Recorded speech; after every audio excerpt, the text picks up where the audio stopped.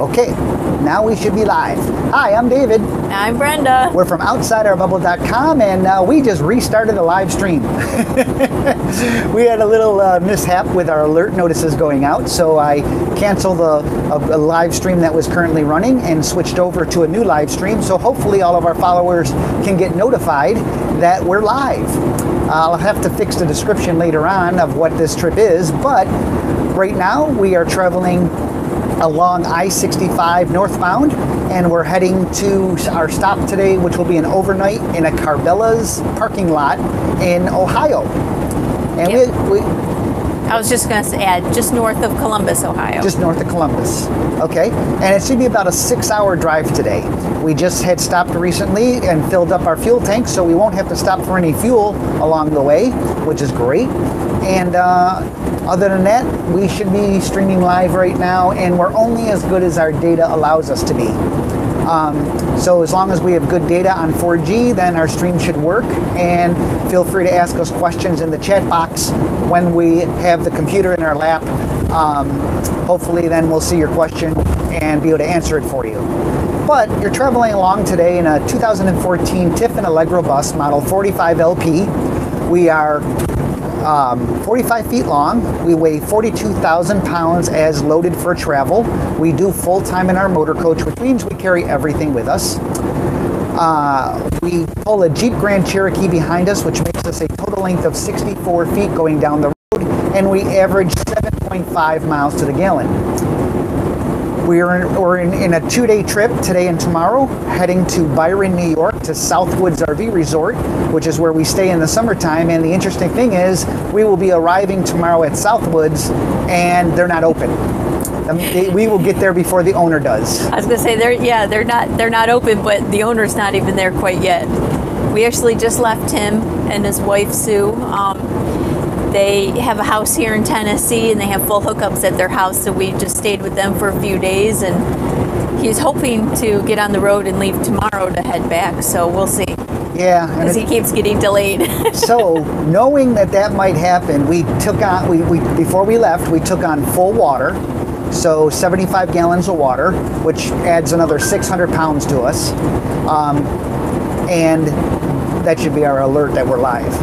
Yeah, I got one on my phone already. And so we will have water when we get there. We may or may not have electric, we're not sure. But we're used to dry camping in Arizona, so we know we can go at least a week before we have to go pick stuff up. Truth 82, hello from Portland, Tennessee. We just went through there. We just went through there. Because we were on 109. We just left Gallatin, Tennessee, went up north on 109, went through Portland, and we hit that Flying J right there before we, on 31W, before we hit I-65 northbound. So it does look like me restarting the stream did work. Yep, we're up to 35. Because now people got notified. So I hope those 11 people that were watching. It says, speaking of fuel, what are the... And corrected for diesel fuel. And that was with our Pilot Flying J Good Sam discount card. It's an RV Plus credit card, basically, where they just basically charge you once a month. And you get 8 cents off of the cash price, which is a good deal. Yeah. Especially when we have a 150-gallon fuel tank. Hey, love, if you're still live streaming that, can you check our audio? Because so now they added this new audio function, and I'm not sure. I believe I have it set correctly. And basically, where they just it sounds good. Once a month. Okay, good. So that is all working as it should. Yay! Or else we would have been talking to ourselves this whole time. Just a reminder, we're only as good as our data stream allows us to be. We are running 2 jetpacks, AT&T and Verizon, at the same time, bonded together through a VPN. So if we lose signal on one provider, the other one would continue the stream. As long as we have one provider, we should be able to stream well. When we get out into rural areas that don't have a lot of great coverage, the data can break up to a point, or we could lose it altogether. But we are doing all we can, obviously, to keep a good stream. Yep, people are saying the audio level is fine. Mac is reporting in from Buenos Aires again. Hello. Hi. I'm sorry, I don't know how to pronounce your name. YVAN. It's hello from Quebec. Oh, I got these little frost heaves we're hitting. So yeah, this is there's Michael Kidd's checking in. Hey, Mike. From Vegas. There's no description on this one because I screwed up the start of the video. So there's no description, and because I screwed up the start of the video, when I started the video, it was actually labeled as a private video and not a public video, so nobody got notified that we were live. Mm-hmm. So I actually had to stop that stream altogether and start a new stream. That's why it says Uber Chat Live is happening now. Yeah, it's actually Uber Chat Live Drive. But I'll fix that title later at this point. As we head from Gallatin, Tennessee to Cleveland, Ohio? No. Columbus, Ohio. Just north of Columbus, Ohio. We're going to park in a Cabela's parking lot overnight, which we did on our way south. If you joined us for that one, it'll be the same parking lot. Yeah, and we are following a storm system, and we have another storm system behind us. So what we did is we planned our trip to leave in order to get right behind the front that came through, and so we're not traveling in the rain. And then hopefully we'll arrive in Byron, New York tomorrow, and having missed the two fronts altogether, timing-wise. That's our plan, at least. That's our hope. But as we mentioned, we will be arriving to a park that is currently closed, and we'll actually be looking for the key. We know where it is, unless there's power at that point. We're not sure if we'll be able to have power or not. But until then, we'll have to, if there's not, then we'll figure out what to do Monday. But he didn't. And he had a lot of honeydew projects that he had to do before he left. Yeah, so Mike is not actually leaving until tomorrow, where we just left. Yeah, hopefully. Hopefully he's leaving tomorrow. We shall see. Phil says, yeah, the dash cam is aimed low and not seeing the horizon. I just checked it. It is kind of low. So next time we stop, we'll fix that. Oh, bummer. Well, you can see the road and the traffic and everything. That's easy enough to fix if you wanted to. There's an Allen wrench right there. Just twist the Allen wrench a little bit. Okay, I'll do that when we get through Bowling Green, which is right here. Okay. And there's a Waffle House over there. Oh, I was looking for one too. Dang it. After we get out of this traffic area, Brenda can fix that camera a little bit. Man, these frost heaves suck. Every once in a while, there's a frost heave. It makes me want to go in the left-hand lane, but there's too much traffic to do that with.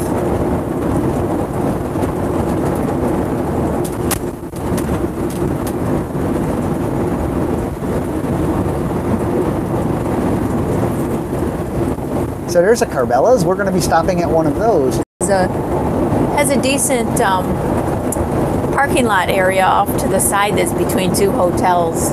It's nice and quiet. You're not in the main parking area.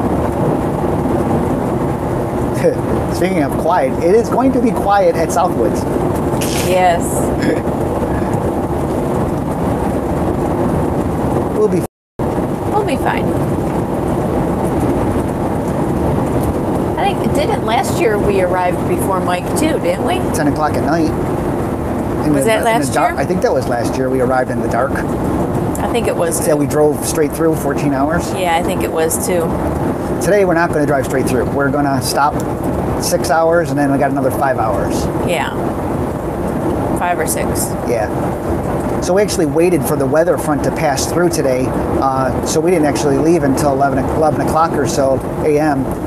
So we Central time. So the weather can pass through far enough so we don't catch up to it. That's the plan, at least.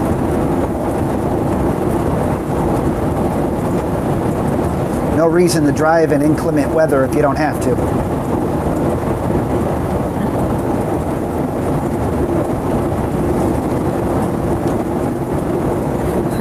Adam says, I've been waiting all week for a call from Bob Tiffin saying he's making the limited edition bot RV, but he never called.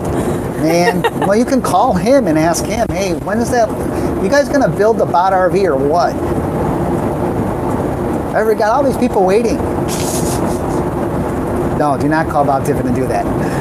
Chandra wants to know, oh wow, a bot RV, how many jetpacks? There is no bot RV being built or planned, guys. That's something we wanted to happen. We actually did draw up a plan and gave it to the Tiffins. But we're hopeful of some new floor plan for 2020 that we're not aware of yet. That might be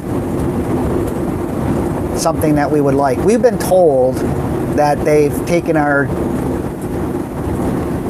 notes or our concerns, our thoughts with the current designs seriously, and are looking to bring back the larger galley. So we're hoping that's going to be the case, because that's right now we just do not like the kitchen size. Our preference, of course.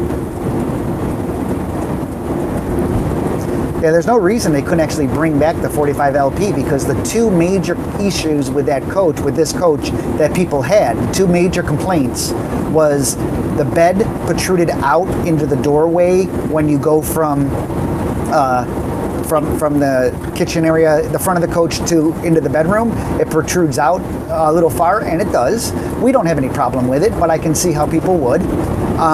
But that can be solved now because they have the retractable bed. So that issue can be solved. And then the second thing that people didn't like is it was a smaller shower. It was a rounded shower. And that now can be solved by building a square shower, because Tiffin builds all their showers as it is now. In 2014, they didn't. They purchased the doors. But now they manufacture all of the shower stall.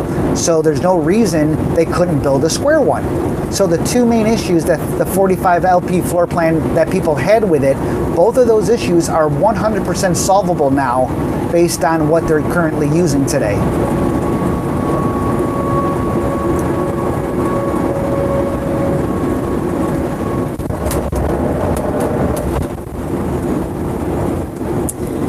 Still going through Bowling Green, just passing the Corvette Museum.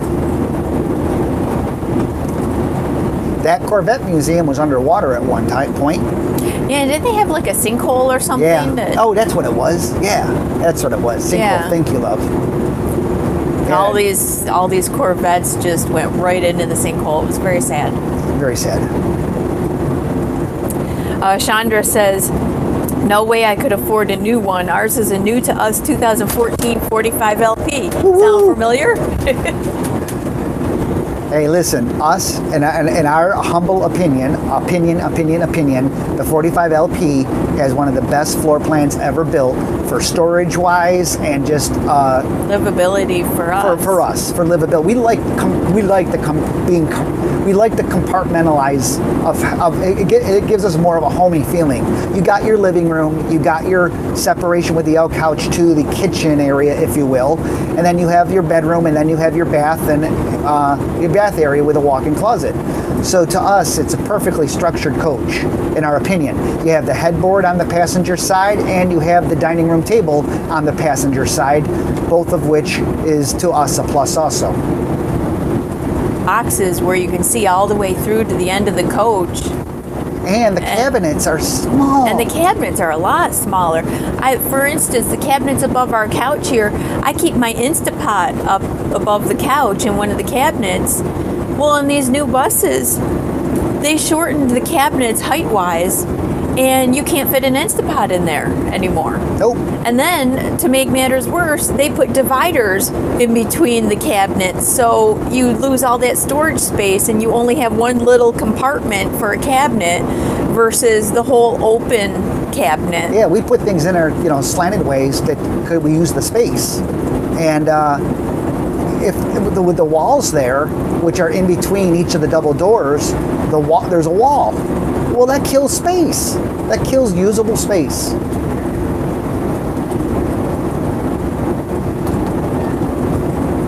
We don't get the fact of the small cabinets above the couch or anything where you can't fit. I mean, it's not like you're going to bump your head. I mean, these cabinets are very height and depth, actually. Maybe it's appearance. Maybe they're trying to visually give you a larger feel visually. Go ahead. Gary Holler says, hey guys, your stream stopped when you were talking about the Flying J card. Not sure if it's you or me. I'm not sure if it's you or me either, but the Flying J card, it's in cooperation with Good Sam, and they have, it's called the RV Plus credit card. And they charge your account once a month for all the fuel that you do throughout that month, and you get 8 cents off the diesel price off the cash price. So 8 cents off the cash price. So that's a good deal.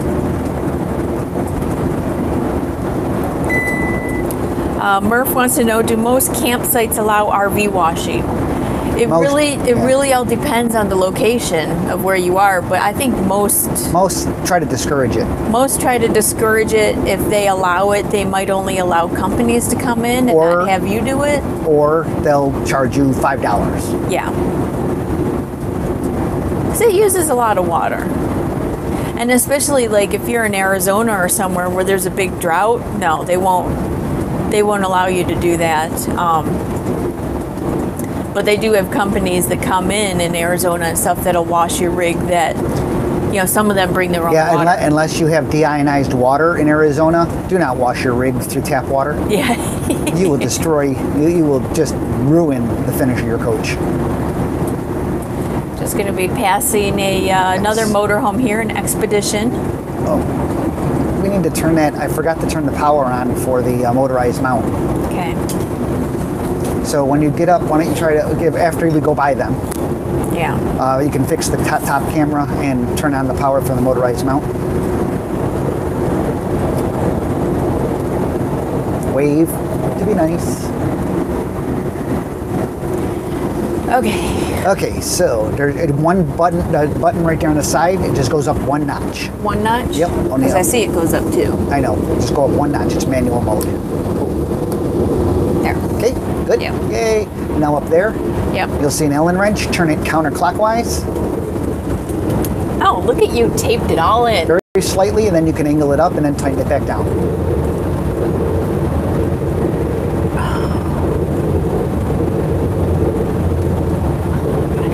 Let me check that. I don't know if that... Looks like it looks like you're straight out now. Almost. I mean, it looks like it's going to be fine. The Allen wrench felt pretty loose. Yeah, well, Allen wrenches normally do. Yeah. Let me check that. But as long as you tighten it back, you're fine.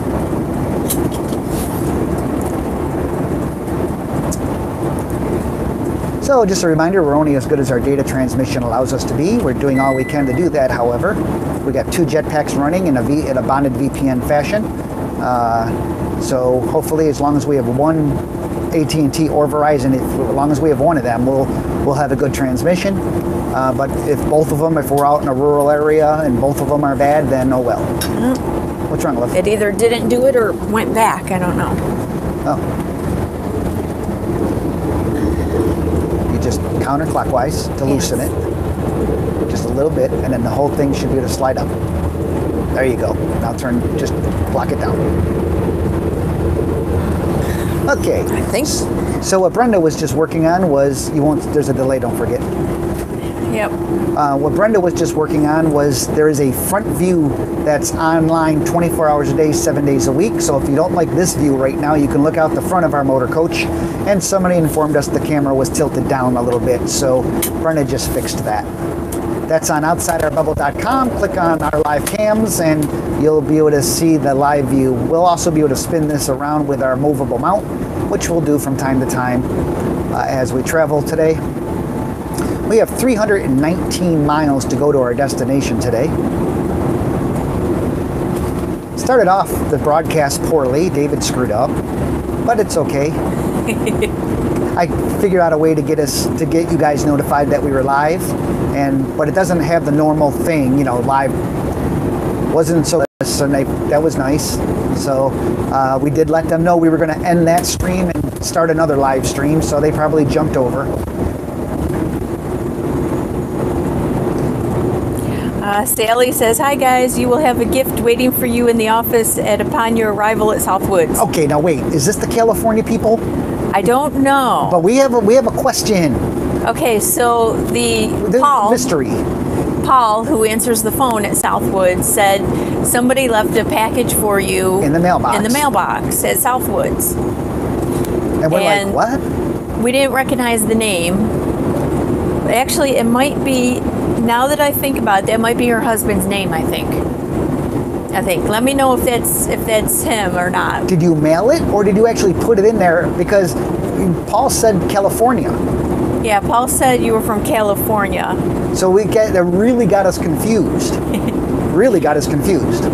Well, and since there's no mail there. Since there's no mail there or anything, because all the mail is transferred to Mike and Sue in Tennessee at their house. It was just weird, the wording, the way he said it, it was put in the mailbox. Well, there's no mail, so either somebody physically put it in there, I don't know. So if we're talking about you right now, please let us know. She said yes, that was from Roland. Roland, yes. Roland, because I remember saying Roland. Get your, sorry. Roland, not Roland. It was a play on words. But it's funny, right? Come on. That was funny, dear. Thank you, dear. Scott says, ordered the Easy TPMS and it came in today. Heard great things about the system from you. Yes. That's my recommended system, the Easy Tire. If you do not have a tire pressure monitoring system, otherwise known as a TPMS, please get yourself a tire pressure monitoring system for your motor coach and your tow vehicle or trailer. Yes, for very, sure. Very important. I'd say that is like our number one thing that you should buy. Yes. If you go to our website, go to recommended items. There's TPMS is recommended. There's a link there that will not only bring you to Amazon, but there's also another link there that brings you to our blog post talking about why you want a TPMS. Yes. Oh yes, Sally is the one. She said your Gallo wine friends. She said he was there on business and hand delivered it before he went to the airport. Oh my gosh, I don't know where he was for business, but he drove out to Byron, New York to drop something off. That's like half an hour from the Rochester airport if that's where he flew out of. Jeez. Or it's like a half hour, 35 minutes or so from the Buffalo airport. Yeah, well, we do appreciate it. Is it wine? We'll see when we get there. Or Trish will. We had no idea what was going on, so Brenda contacted her best friend Trish, who lives in that area, and said, look, if you go by Southwoods, please stop at the mailbox because supposedly there's something in there. Yeah. And we don't want anything to happen to it. We don't know what it is, mind you, no idea. Well, and we don't want anything to happen to it. We didn't know if we were leaving or not. Yeah, and we also weren't sure when we were leaving. Our window of opportunity to leave to go back north was today and with tomorrow, or Monday and Tuesday, because there's two weather fronts coming through. Yeah, so we're between the weather fronts right now. Yes. Oh, she said she left us a message on Instagram, but I don't think you saw it. No, I did not. Not big, and we do use Instagram, just not a lot of response kind of things there. Yeah. Honey, I know you said you opened it, but... You want it open? Yeah, because those are a little full.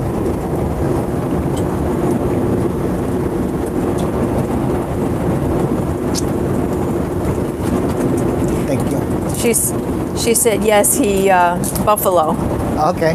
Wow, that was so kind of you. Wow. It's very Go nice. out there on business and think of us and drop something off in a mailbox. And then you called Southwoods to let them know. Funniest thing is we will be there before any of the others are. We will be opening the park per se. Actually, we'll shut the gate behind us. So yeah, we'll get there tomorrow, and then we'll get the key, and because we know where it is, and then we'll open the gate and let ourselves in, and then shut the gate and park and check to see if there is power or is not power. Mike was not sure if he left the transformer on or off.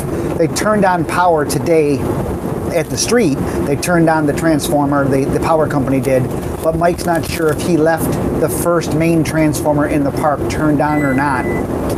Last year it was on. He left it on, so we had power last year when this happened, when we got back early.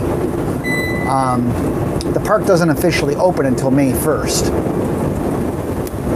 That's the official opening date for seasonal, well, May 1st.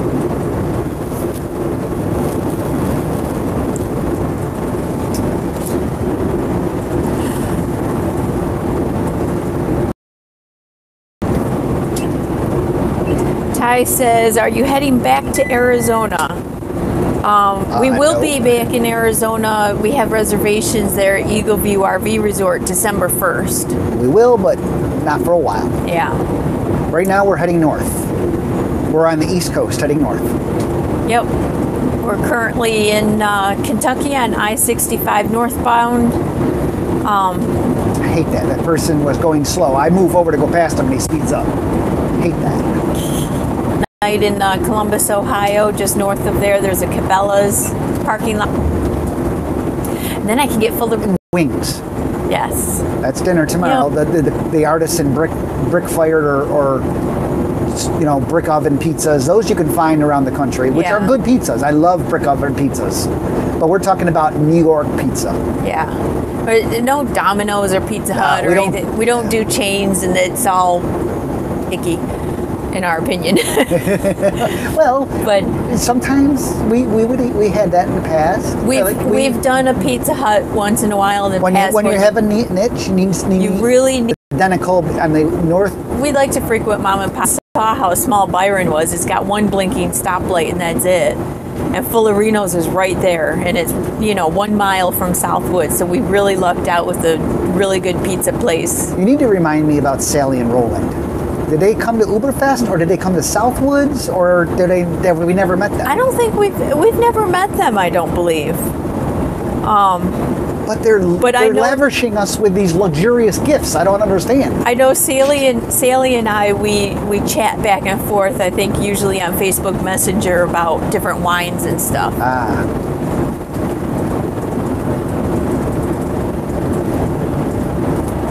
Yeah, Adam says nothing better than New York pizza. It's all in the water. It's all in the water?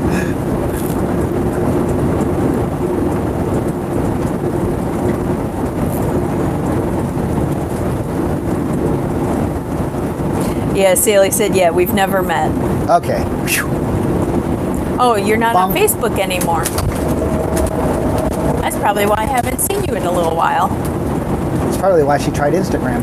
Yeah, I just checked the Instagram and I didn't see a message or anything on there, which is strange. I'll have to dig around a little bit more. Augusto says, the best pizza in the world is in Italy. I have no doubt about that. They probably have a lot of good food.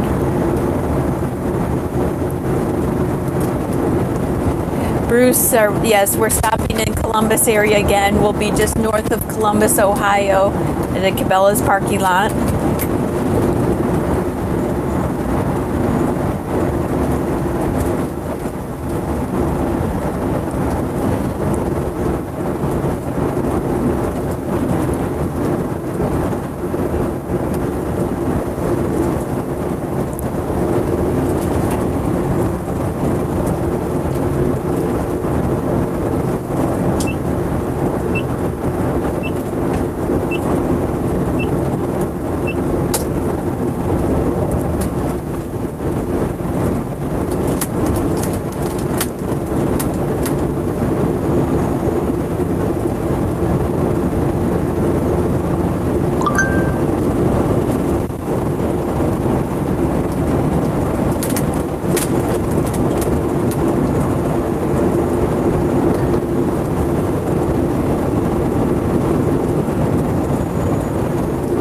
Yeah, so we don't know what's going to happen in 2020 with the Tiffins. We know right now the ones they have for floor plans for, we will not be buying a 2020 the way it stands now.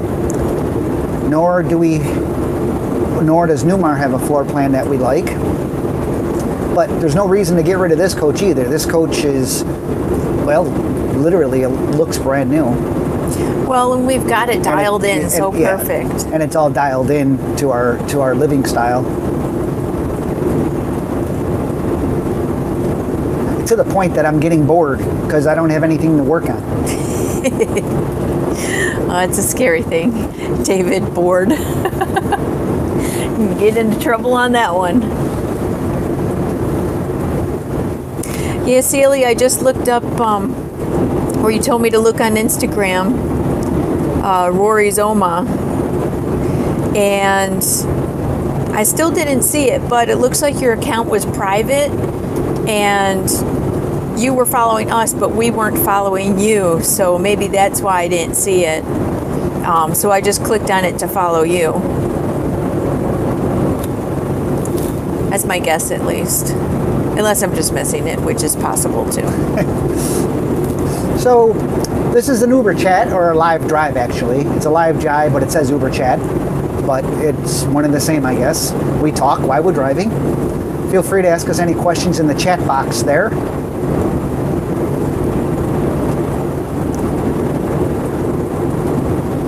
We're only as good as our data, so our data should be pretty solid along these interstates, but we can break up from time to time. After all, this is a live transmission using 4G cellular technology. It's amazing the way technology is nowadays that we can do this. I can't wait for the satellite services, the micro satellites in low Earth orbit. I can't wait for those to kick in someday. Then we won't have to worry about it at all. John says, I guess we aren't having lunch because you left. Yeah, John, sorry, we were only there for a couple nights. Just a quick stop, and we saw the weather, and we thought we'd get between the two storm fronts. And right now, we nicely have. And right now, it's beautiful weather. It's overcast, and so it's not too sunny or anything. Yeah. There's a giant dinosaur on the side of the road. A T-Rex. I don't think I can spin the camera fast enough. No, I can't. If you look out my window, you might be able to see a T-Rex. Dinosaur World. There might be a T-Rex right there. Right there. Maybe you saw it, maybe you didn't. I tried. We've stayed here before. This is where Mammoth Cave is. Joe wants to know, how was the cabin? Cabin was good. They have full hookups at the cabin, so we stayed in our motorhome. But yeah, it's nice and quiet there. We would have stayed longer. I mean, we were supposed to be there earlier. We were scheduled to stay longer, but the cabin, they actually have it up for rent, you know, like Airbnb or whatever kind of place like that. And the day we were supposed to come in, they got rental on it. So we didn't, you know, obviously we want them to make money on their cabin rental. So we just hung out in Florence, Alabama. Yeah. And then we only came here for a night, basically. Right? Well, 2 nights. 2 nights. That's right. 2 nights. Well, yeah. I mean, we pulled in, and it was. You didn't send anything to Maddie through Amazon, did you? Nope. I didn't think so. Trish says there's an Amazon box there with Maddie's name on it, and they didn't order anything. And she's like, "Did you send Maddie something?" We're like, "Nope." Well, hopefully when we get to Cabela, it's a really nice place to stop.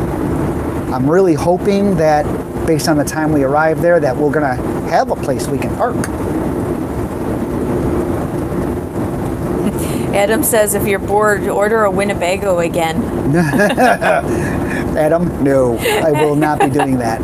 I will never, ever order a Winnebago after how they treated us.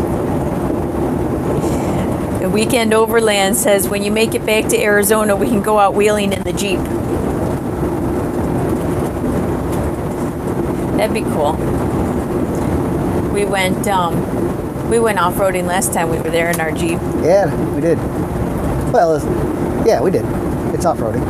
You can't get past unless you have four-wheel drive vehicles. So yeah. Yep. Red Jaguar 100. Hello, David and Brenda. Back on the road again, I see. Are you headed back home? Yes. As we said, tonight we'll be stopping in Columbus, Ohio, just at an overnight stop, and then we'll arrive tomorrow at Southwoods, which isn't even open yet. Mike's not even there yet.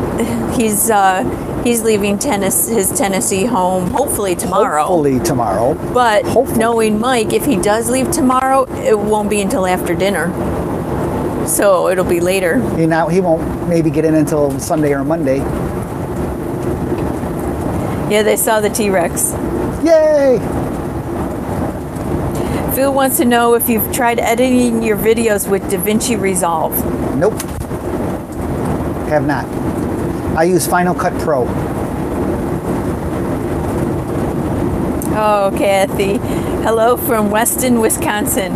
Waiting for our 13 inches of snow to melt to remove our coach from storage. Yeah, you guys got hit really hard this winter. And here it is in April and you're still getting hit hard. I feel bad for you.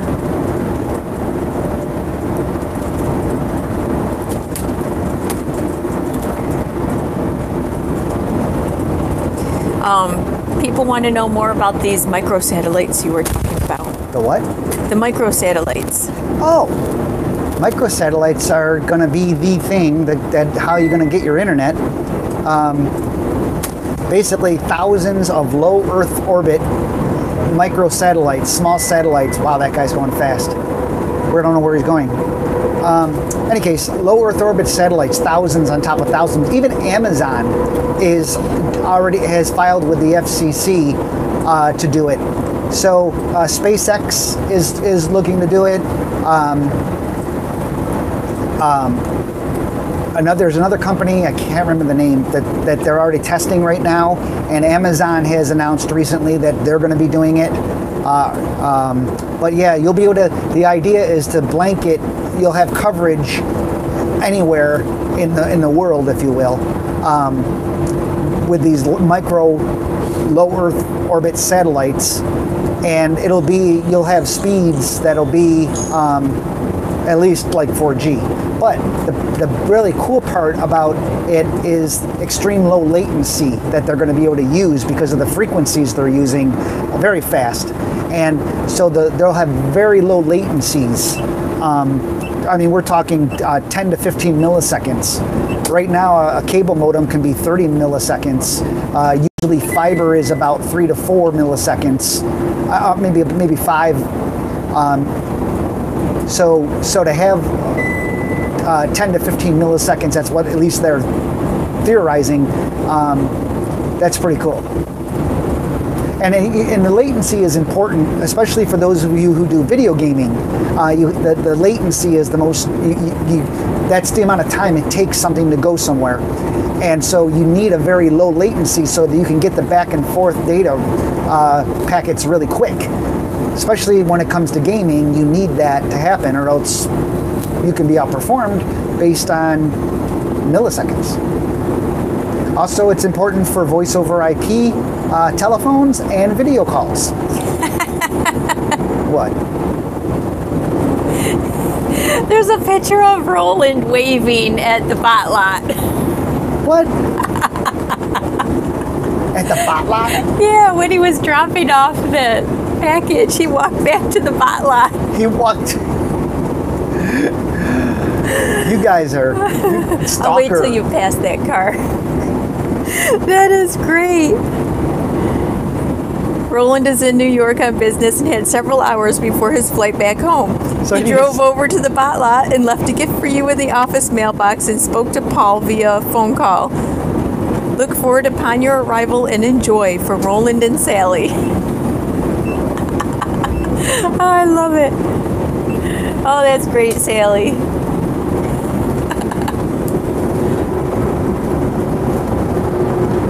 Hang on a second. I got cars going by me. Oh my gosh, oh, that's a riot. Oh my gosh. That is a freaking riot. You guys are nuts. Yeah, and I see all the leaves there too. Oh. Okay, Sally, that's great. That's whacked. No offense, but that's whacked. Oh, I love it though.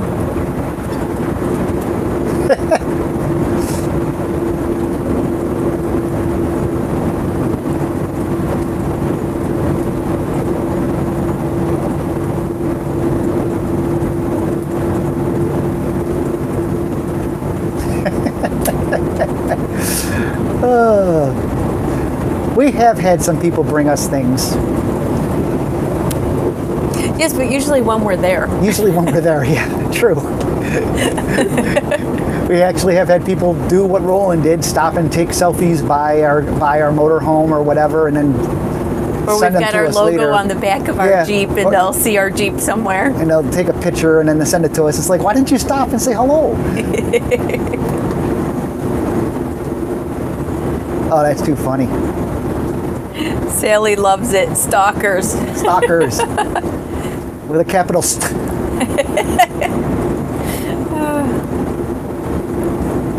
Mr. B says, since you have your coach dialed in, if you were to find another coach you like, how long would it take to dial it in? Botanize it. Watching David do all the upgrades have been really cool and informative. Yeah, it's funny you mentioned that. Brenda and I actually talked about that. We're like, if we get a new coach, I have to redo quite a number of these hacks that we like the automatic aqua hot system for the shower, which turns on the aqua hot only when we turn on the hot water in the shower. The diesel burner of the aqua hot. Yes, you've really spoiled me with that. Yes. Because in our 2014 coach, our diesel burner switch for the aqua hot is above the driver's seat. There has been countless times when you're back there taking a shower and either you yell for the other one to turn on the diesel burner because the electric, when you're in a cooler temperature, can't keep up. Yeah, well, there is electric. There's an electric element inside the aqua hot system which gives you hot water. And however, we leave that on all the time. And it's always on. Yeah, it's always turned on. No reason not to have it always on. But when you use water, the groundwater temperature is pretty cold, and there's just not enough BTUs in the heating element to keep up with that demand for hot water, for shower level hot water. If you're in a cold zone or whatever, so you have to use the diesel burner, especially if you take showers back to back.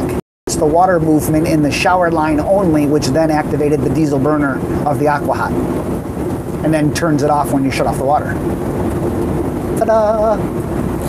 Best hack ever. And then, of course, all my plumbing I did on this side of it, for my filters and the water softener and a pressure washer, things like that. Now, like friends of ours, like Michael, for example, he did a lot of replumbing where he did a full reverse osmosis system inside of his motor coach, which fills his fresh water tank with reverse osmosis water. We use water purification. Some people use reverse osmosis. We use water purification. And Michael went one step further and did reverse osmosis, filling the... I think we lost data. It says live stream offline. Well, according to this, we're still streaming. It might have went offline at one point. Well, somebody just informed me of that, so I refreshed my page because I paused, the video, so we don't use up all that data. According to the Mevo, we're still broadcasting. Yeah, it says audio's still on, someone says. But no video? But no video. That is very strange. See, they freaking update the firmware and they break it. And they force you to update the firmware. I couldn't say no, don't upgrade firmware. And now you're not getting video. Red Jaguar 100 says you're back. But you had audio the whole time.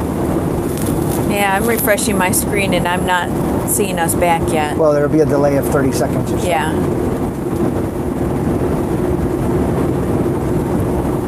That's just upsetting. See, now I gotta... now I have to There we are. find that and send that link at that point to Mevo and say, thanks guys. Yep. We're back on now. I don't know. We've had zero issues with this Mevo camera in regards to doing live streams and everything. And then they update the firmware and now we have issues like that, like no video. Yeah, that was strange. We've been doing these streams for a long time without firmware updates, and now we get one update. Because if we would have lost stream, we would have lost audio too, but you guys said you didn't lose audio. So that's going to be an app issue. Yeah, David, we've stated that Cabela's before, and we do that large lot next to the building between the two hotels there. Yep. It's nice because it's off to the side. You're not in the main traffic. Eddie J's. Dave, quick tech question. Winegard Connect or Nano Station? Nano Station seems nice except for the directional part. Does Winegard Connect perform well for Wi-Fi? It does. The Winegard, it all depends on what your needs are.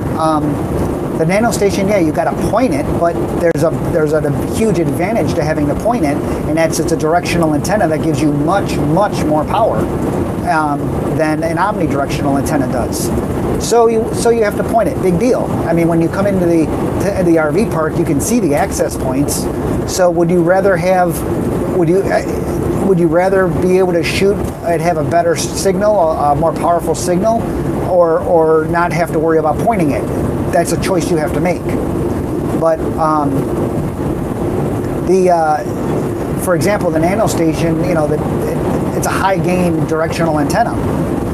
You're gonna have an omnidirectional antenna on the Winegard system, and it's not going to be anywhere close to the dB gain of a Nano Station, which is a commercial grade radio. But with that said, the Winegard system is simplistic to use, and it's one wire install. The Winegard Connect V2 is one wire install, so it's a very simplistic installation, and it works well for most people. It was going to be my guess. The average RVer, it would work well for the average RVer is my guess. Hope that helps.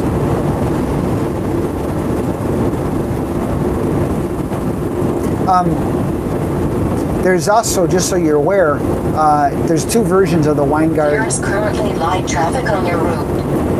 There's two versions of the Winegard Connect V2, a 4G version and a Wi-Fi with 4G and just Wi-Fi. Just so you're aware, there's a new product that's powered by the V2 called Togo, T-O-G-O, all one word, Togo, which you can get, which is the Winegard V2 Cellular Edition. It comes with a SIM card for AT&T, and you get unlimited data for $30 a month. So you can get an unlimited data plan from AT&T for $30 a month if you buy the Togo system. And it's the Winegard V2. The system is the Winegard V2, but it actually says powered by Winegard. So if you need a data plan, that will give you the best of both worlds. It'll give you Wi-Fi and 4G, and you can switch between which one you want to use. High-tech, low-budget RV says, have you ever seen the new Wi-Fi Ranger? It looks pretty cool. I'm not a big fan of Wi-Fi Ranger products. And only because I think their price point is crazy, because they prey on the RVers just by, the RV, they prey on RVers. They prey on people who don't know anything, don't know much, I should say. And so their price point is high. And I also believe, in my opinion, that their firmware, they have so much stuff in their firmware that the more stuff you pile into the firmware, the more chances you have for issues. And there was one point where their products, it was so bad. It was so buggy. And that was a while back, don't get me wrong, but I still hold to my belief that it's overpriced. That's just my opinion. My opinion only. Eddie's J says, thank you, Dave. Phil says, seeing as we don't use our satellite, I removed the dish and mounted the directional Wi-Fi antenna to the same mast so I can set it up and aim it without going outside. Works great.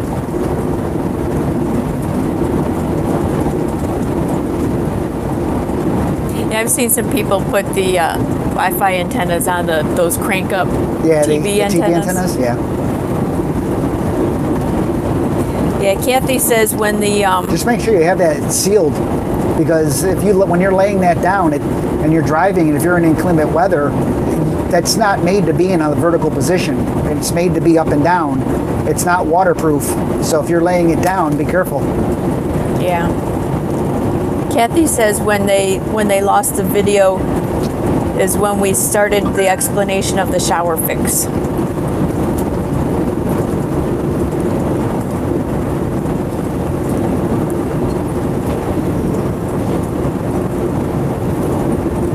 There's no other questions at the moment. Okay. Well, let's spin the camera around to the front end then, shall we?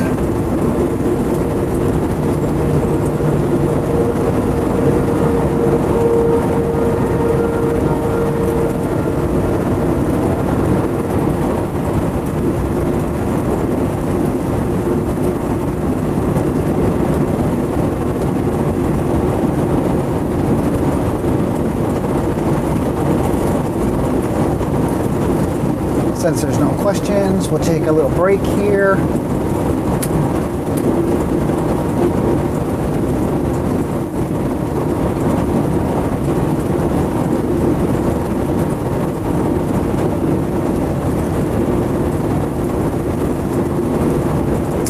There we go.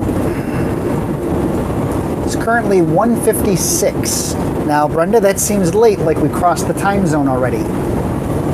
Yes, our destination today is in a different time zone. We must have already crossed because my watch says 1:56 and I know I have not been driving that long.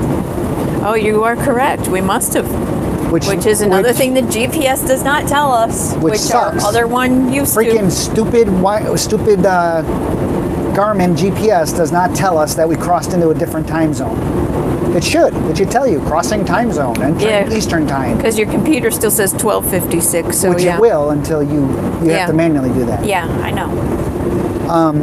Which means we screwed up and we never calculated our arrival time into Carbellas. So it's actually an hour later than we had hoped. But at the same time, that also puts us an hour later rush hour because we were going to hit rush hour. So now we should be past that. Make sense? Yes. But it puts us later into Carbellas than we wanted to be based on being able to get a spot. Hopefully we'll be just fine though.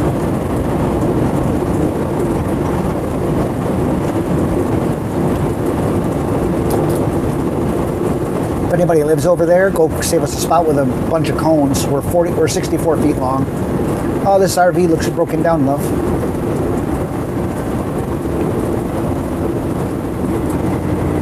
Man, that's been brutalized. That was an old RV. That was very old.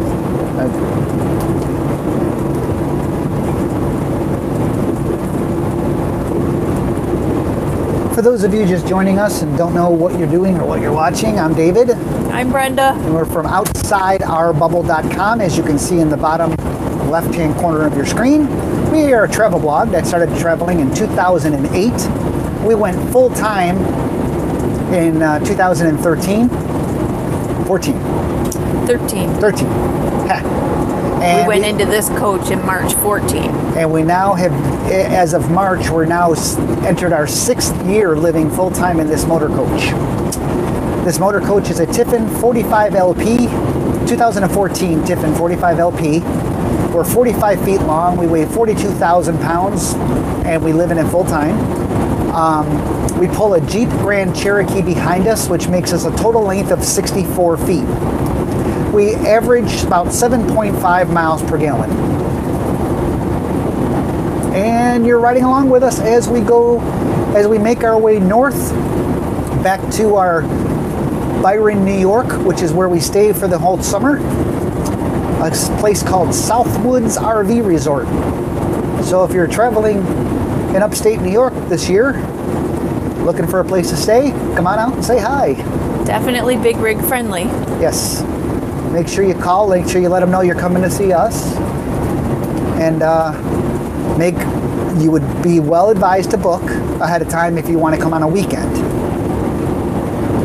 Yeah, the weekends are jam-packed, usually. Really nice run campground though.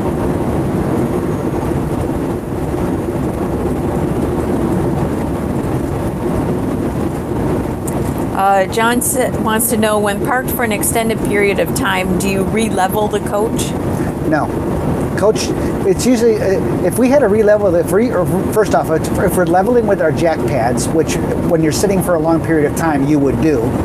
If we had a re-level a coach, that would mean you have a hydraulic leak somewhere. It should not, unless your ground sank or something, you should not have to re-level your coach. If you did have to re-level your coach and the ground is not sinking, that means you have a hydraulic leak and that's not good. But that was a good question. Yeah. So that was a good question. Phil said, yeah, talking about the Wi-Fi antenna and how it's laying down when he's traveling, and you said make sure it's sealed. He said, yeah, he thought he knew about that and he took care of it. Great. Whoop, whoop. Kudos to you. I've had people write me and say, you told me it was an outdoor antenna. And I'm like, it is an outdoor antenna. Well, it stopped working. It got water in it, blah, blah, blah. And then, of course, I inquire, how did you have it mounted? Oh, I put it on my crank-up thing. Well, obviously, it's not mounted in the correct orientation when you're laying it down. That's how water got into it. Yelling at me that it's not an outdoor unit. And I said it was. Mac says, we're considering buying the, I don't want to say her name, the Amazon lady. That's what I call her. Because we have one in the coach. Because we have one and she'll listen to me. Yeah. Anyway. So they're considering buying the compatible IPTV Fire 4K from Amazon. Have you seen it? What was... It's the IPTV Fire 4K. Oh, is it no, if it's an Amazon television, I've not seen it. No, I don't buy. My televisions are like Samsungs, brand name. Unless he's talking about, do they have like a Fire Stick or something? I don't know. I'm not sure what they're referring to. We use for our 4K viewing for Amazon. We use the Amazon Cube. So we use the Amazon Cube and use that for Amazon, and we use that for Netflix.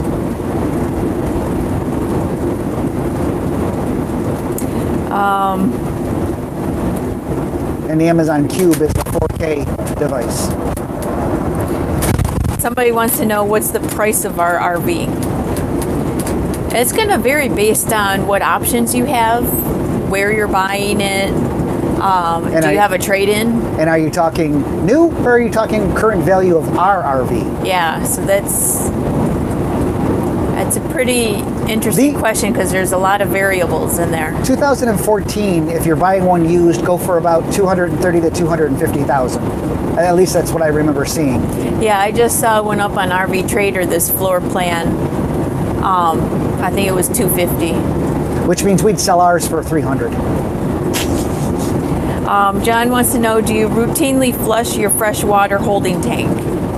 No, we do not. That's because we use it. We don't have water that sits for a long period of time. Correct. Yeah, that's what I was trying to say. Yeah. We actually do use it because a lot of times, a lot of RV parks, they only have 40 psi of pressure. And we like our showers to have a little bit more oomph to them, if you will. So we'll put water in our fresh water tank, and then when we take a shower, we'll say, well, we'll turn on the water pump to give us pressure. So it'll pull water from the tank and from the RV park. And so then since it's pulling from both places, it doesn't take a lot out of the tank. As much. You don't use as much out of the tank as you would if you weren't hooked up. And then we just add water back in later. So we actually do cycle through some of our water at times. I think we've cleaned out the tank one time because it sat all summer. I believe that's what. Yeah. Yeah, it sat all summer because what I did, yeah, we did. Because at Southwoods, what I did, because we're all the way at the end of the park. We're the furthest point you can get away. As Roland can attest to. Yes. He probably had to walk it because he had to go hunt for us. He had to walk around and find it. Sorry, Roland, you weren't able to see the wolves uncovered. That's the focal point of that site. Any case, because we're all the way at the end, our water pressure is low. It's like I said, 40 psi, which is normal for most RV parks. But it's because of that, and I didn't want to have to keep putting fresh water in our tank over and over again. I put in a booster pump, so it comes out of the tap, goes into a booster pump, which boosts the pressure. That then goes into the motor coach. Yeah, and that just stays at our site in our shed. Yeah. So when we turn the water on, the flow activates the booster pump, which increases our pressure for our showers and stuff, and then the water, it turns off the booster pump. I call it a booster pump because that's what it's doing for us. It is an RV pump, but it's a veritable speed RV pump.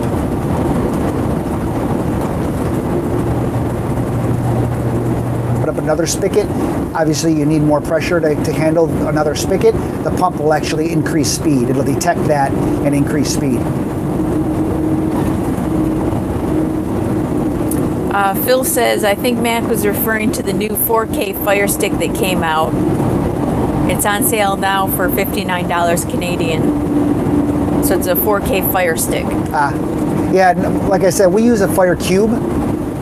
So it's amazing what they can put on a little USB stick these days. Size size stick, and get power from the HDMI sometimes. I don't know, depending on the unit. It's really cool. We are living in some amazing times and also some scary times at the same time.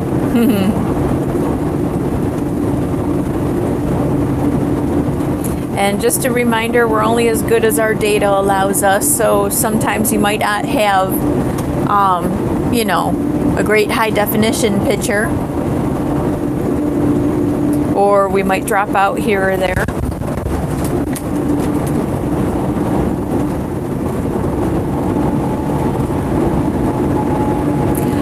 John Walker says he's waiting for his quote on the window tint. He said, did we tint everything at the front, including the door? Did you even read my email back to you, John? Yeah, John, I was going to say, I think David emailed you. I responded to every one of your emails. And in there I said we did the entire front of the coach. Don't do the rear of the coach because they're already tinted. But we did tint everything next to the passenger and driver's seat. Except the windshield is, there's no tint on that. It's just UV blocking. But the windows and the door and stuff, we added a small amount of tint to cut down on the contrast. Of course, with the UV blocking, that's the main intent, to keep the front of the coach cooler, I should say, than it normally is in the sun.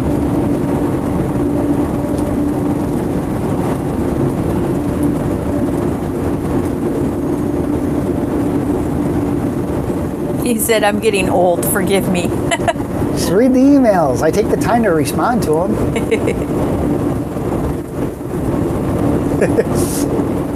I still use your wife's bowl cozies. Bowl cozies. Bowl cozies frequently. Right lane closed.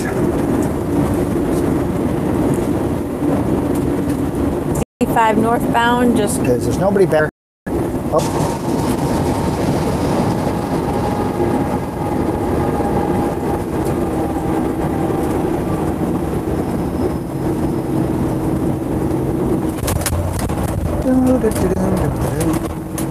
Yeah, so now with the time change, that really screws me up. Yeah.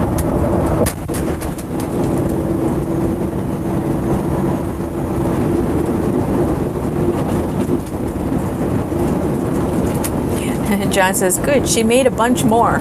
Yeah, I saw she was doing some, like a craft show or something. I would imagine those are good sellers.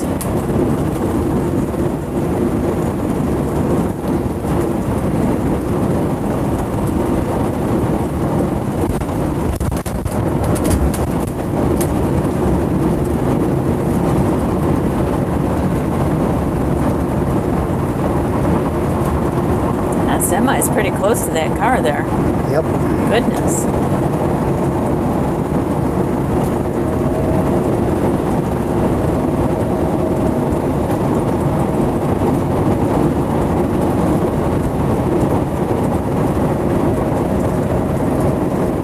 I just still think that it's so funny that Roland not only went to Southwoods to drop off a gift for us, but he went all the way to the... He hunted for our campsite. It is a half-mile walk. It looks like we're trying to... Slow internet. Looks like we're changing cell towers or something. We got some internet slowdowns that look like that were happening. There's a Waffle House in front of us. I was looking for one. Still don't see it. It's through the trees. Look at all the signs, the tall signs. I know. That's what I was looking at.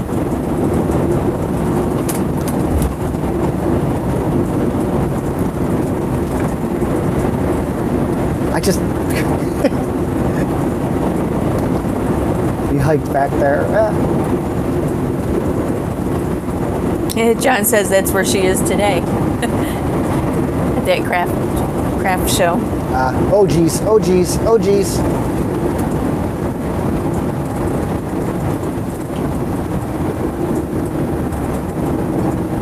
So I blame the cars, not the semi on that one. The cars saw that coming. They should have moved over. Yeah.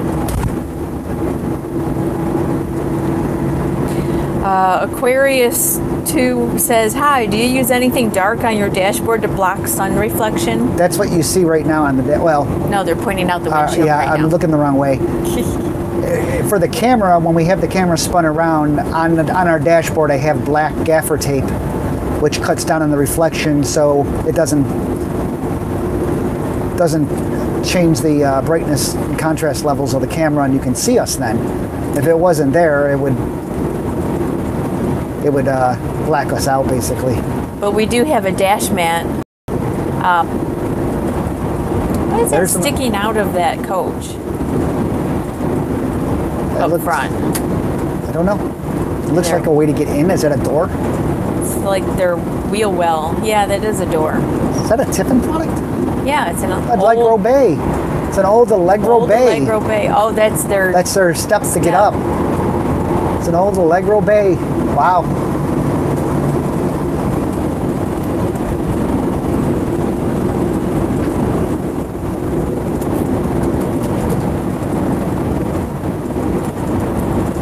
We're going up and down some hilly area. It looks like our video went offline again.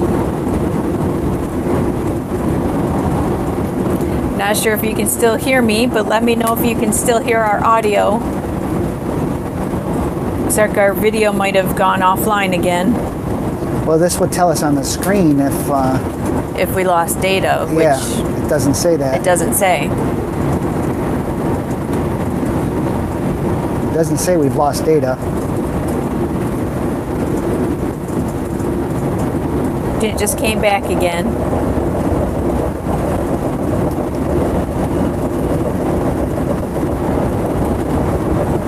So the question becomes, we might have lost data. I'm not sure.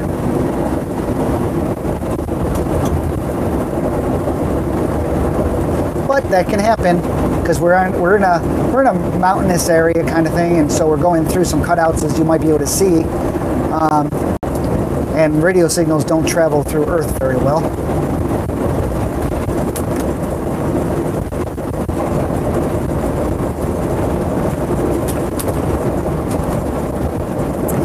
Okay, so the go around for Louisville says it right now it's 25 minutes slower. Ugh. So do you want to do the closer go around?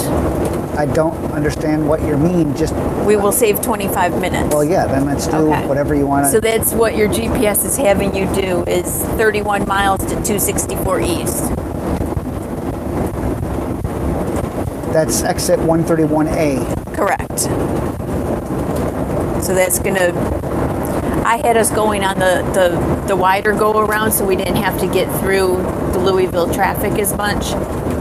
But Google Maps just says right now, because we're close enough, so it'll tell me it's 25 minutes slower. That go around.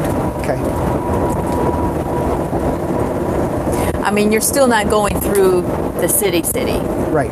It's just a closer go around that the GPS is going to have you go to. So.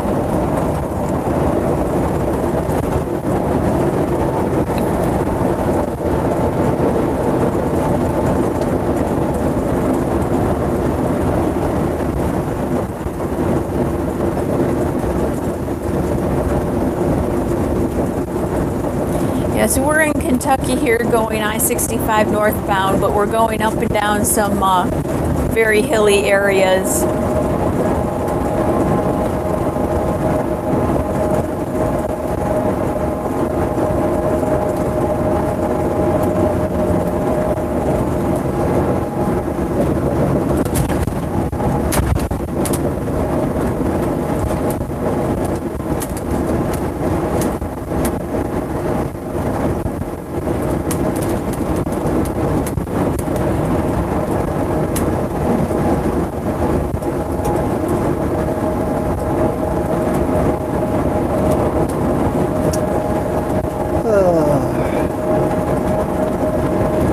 Well, so far, the good news is that it is overcast, so there's no hard heat on us or anything like that.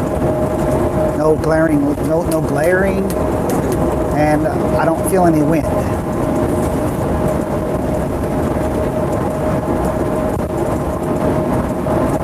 I do notice the further north we get, the less the trees have blossomed. You can see as we go north, just notice the trees. It's getting less and less leaves on them, and they're not blooming, or they're just starting to bloom, I should say.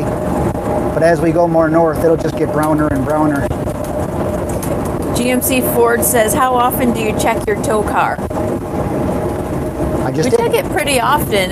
There's a camera on it, so it's on our front dash that we can just glance down and look at it. But then every time we stop, like for a fuel stop or something, we'll walk around and check. One of us will. But we have, as far as the tires go, we have a TPMS system, tire pressure monitoring system, on all the tires of the coach and the tow vehicle and our Jeep. So if we were to pick up a nail or something, we would know it before we caused a lot of damage.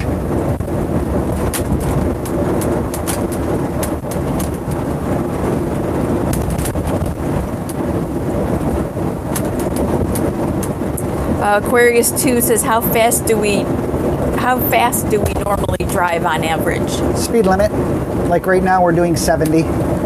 Yeah, we generally don't go past 70 unless we need to get around somebody, the gasser on Sunday.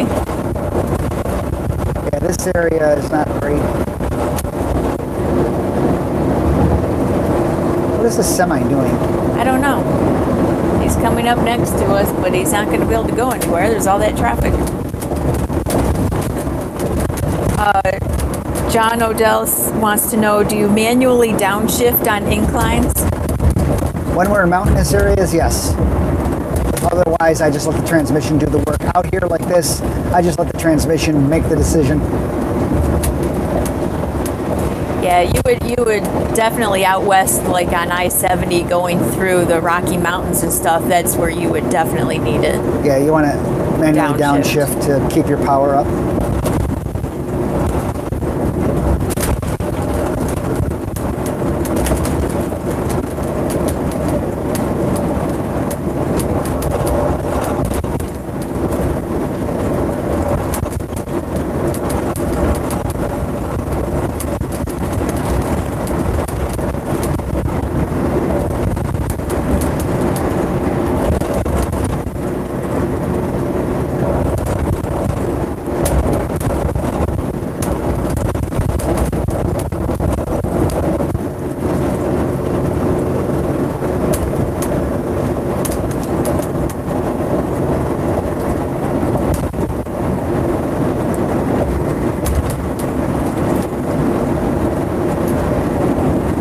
Hey, hon, you want to pull out your handy-dandy app and find out where the next rest stop is?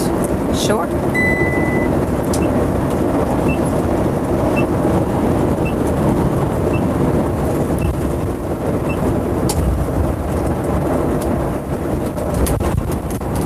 The app that David's referring to is called iExit. It's a free app, but it's a pretty good app.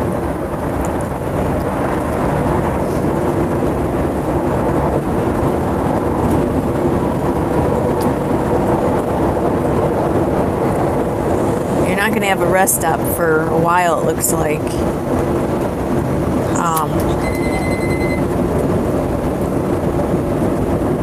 Let's see.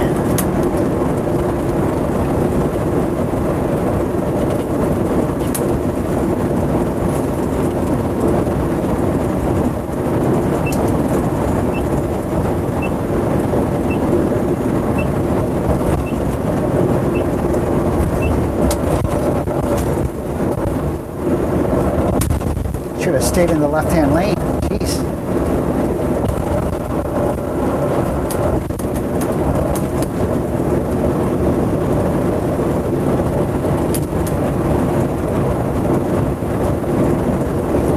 I mentioned that because the road conditions are much more smooth than the left-hand lane.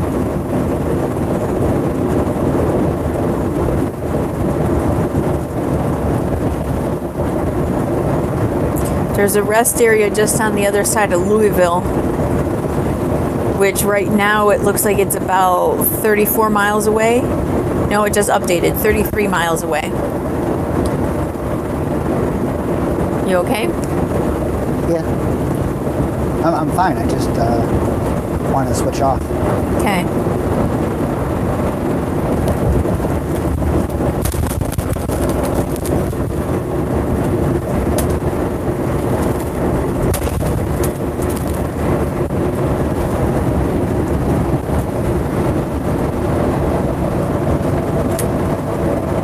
There's that semi again. Ooh, that was a big bump. Damn. That he hit, not us.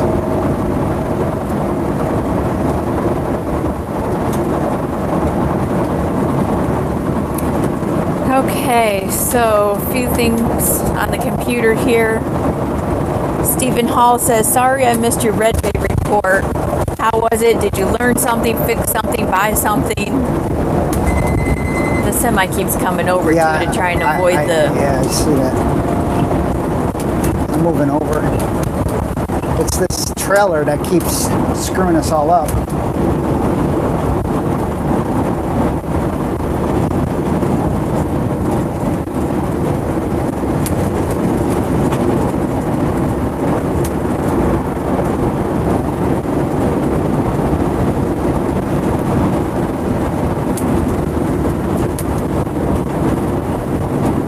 Asking about Red Bay.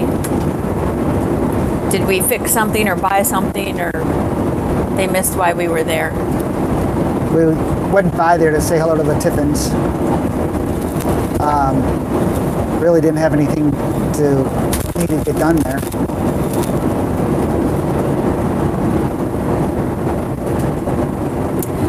Michelle has a good question, and yes, I've read that when you have a blowout, you push on the gas. Is that true? Yes. Yes, you do. Because objects in motion tend to stay in motion if you keep them in motion. Well, yeah. Well, the point, more to the point, that is if you have a front tire blowout and you touch that brake pedal, that brake is going to grab because the resistance change, and it's going to grab and it's going to dive directly downward, thus causing you total loss of control. However, if you jam on the accelerator, you got that momentum, that forward, it wants to push you forward. It wants to keep you straight. So, you know, if you ever let go of your steering wheel, your motor coach, or your car for that matter, you let go, it always wants to go straight. If you're turning the wheel, going around a corner, you let go of the wheel, it goes straight. So the more power you have, the more control you're going to have. So if you ever are unfortunate enough to blow out a front tire, it's going to scare the hell out of you, and your first instinct is going to be to hit that brake. But if as soon as you do that, it's over. So you've got to go against all your instincts and smash on the gas. Yep, and then try to. You're going to have to fight it because these tires are quite tall, so it's going to be quite of a dip to that one side, or whatever side blew out. It's going to be quite a dip, but you're going to have to fight it, and then try to safely get to a stop. But you do not want to touch the brake until you can. If you want to coast, if you can coast to a stop, you want to be able to do that.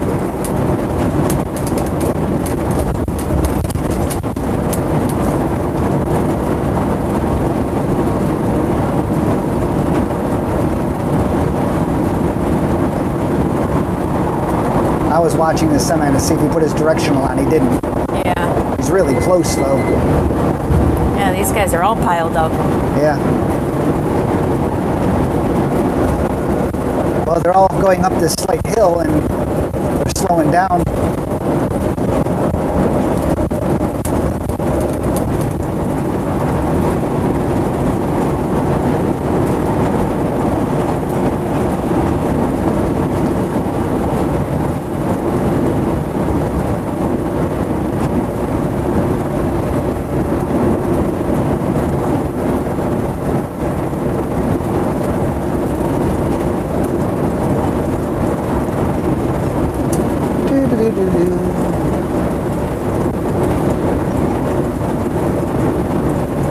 Michelle wants to know if we've ever had a blowout.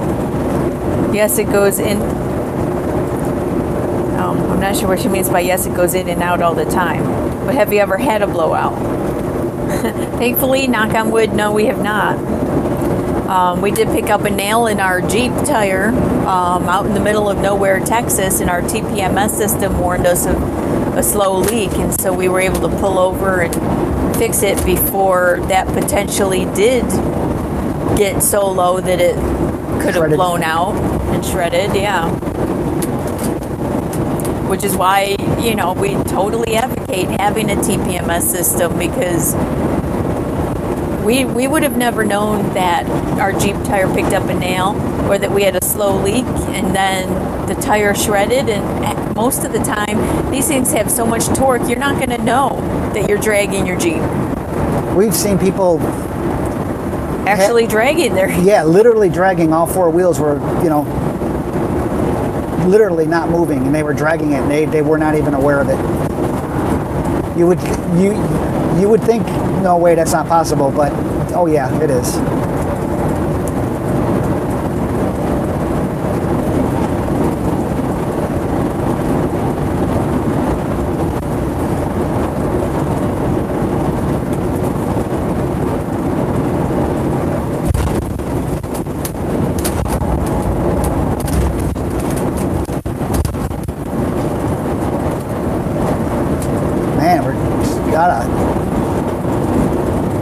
Semi-traffic here. Yeah, we're getting into Louisville.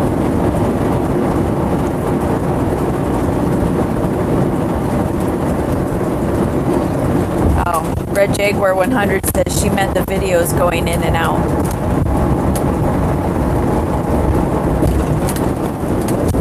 Well, that will happen. Yeah, not sure what our data is like. It could be going up and down. Not to mention, it could be in a congested area with a lot of people, and the cell tower can be congested too. Yeah.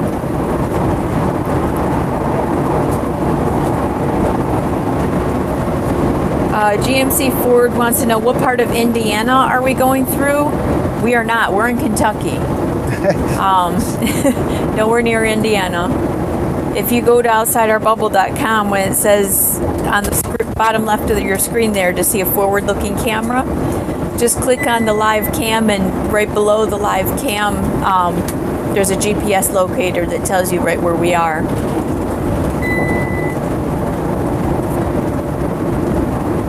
Oh boy.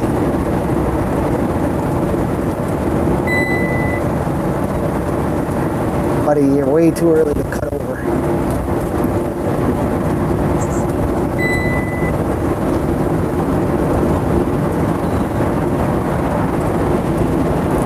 Google Maps just warned me that there's a... Google Maps warned you that? Google Maps, yeah. Because remember, they did that update, so now they've got a lot of functions like Waze does to tell you about speed traps and accidents and things.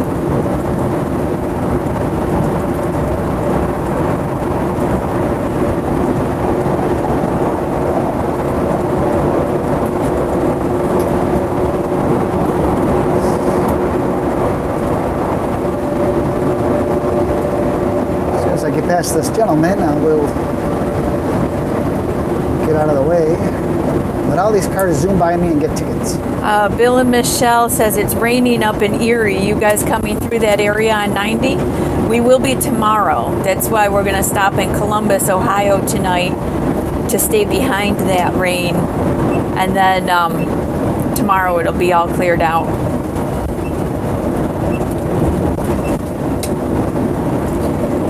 Tim wants to know, he's checking in late, but he wanted to ask a question about a topic from an hour ago. We have a 2010 bus, 43, with the dreaded rounded shower.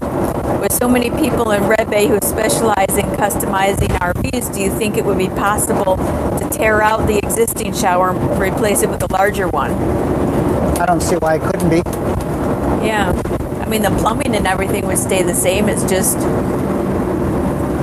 yeah, I don't see an issue. As long as somebody can build the stall, the glass, the partitions, the walls, I mean, excuse me. Yeah. There's got to be somebody there that would do stuff like that.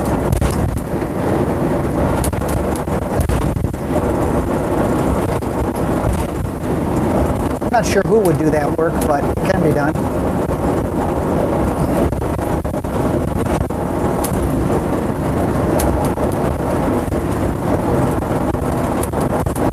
Man, this road.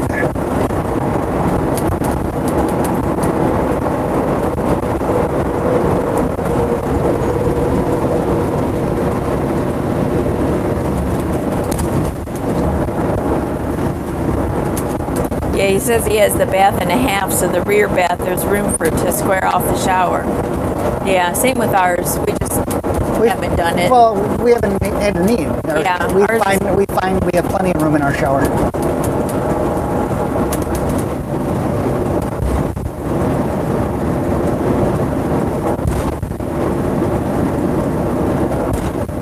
It's a Waffle House over there on the left. Oh man, that was a good one.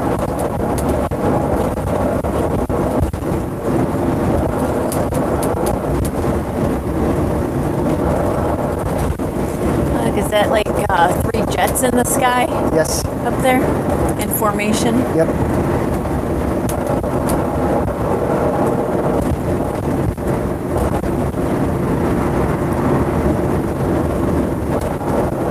Not sure if it's 3 or 4. I saw 2 earlier. I saw 3. I think it was just 3.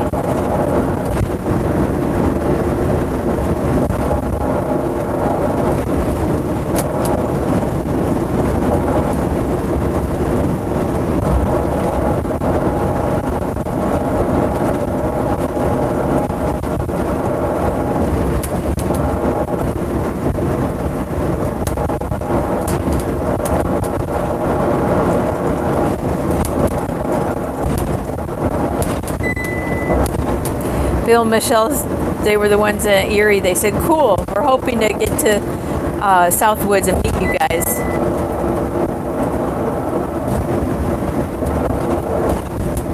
Tim says, yeah, our shower stall in the 14 is bigger than theirs in the 10.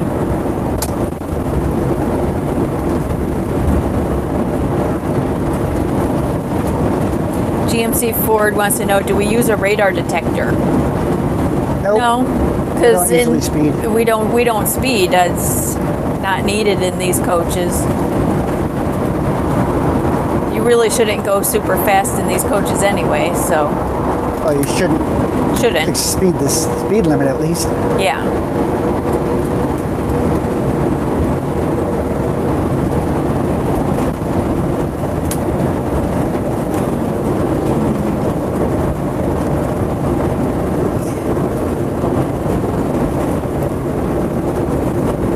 Yeah, the green signs up here. This is the roundabout I was going to have you take, but it says still it's 22 minutes slower. Okay.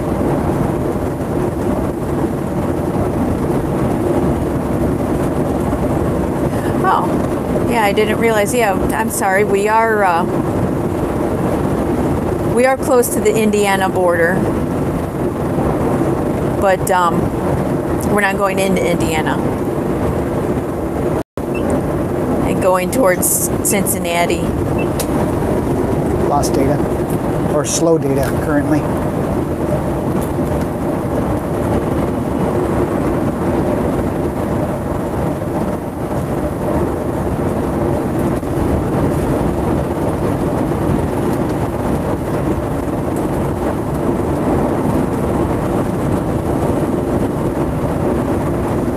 School bus is coming on. Wonderful. Area.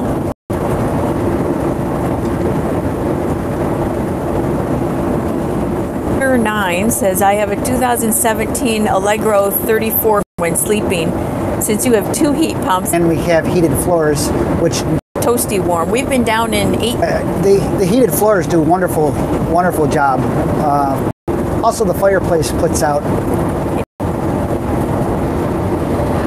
Red Jaguar 100 says he says I have a radar system to remind me of speed in low speed zones. More stops happen in those 35 mile per hour zones than driving fast, and will warn us if we're over our Mobileye. Actually, Over the speed limit by more than 10. Sometimes it reads fine, so it goes off for no reason.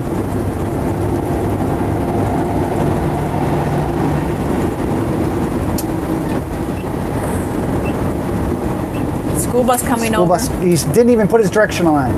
No, he does have it on, but it's You can't see it. there's no side marker. Jeez. There was no side marker on that school bus. It was just the front.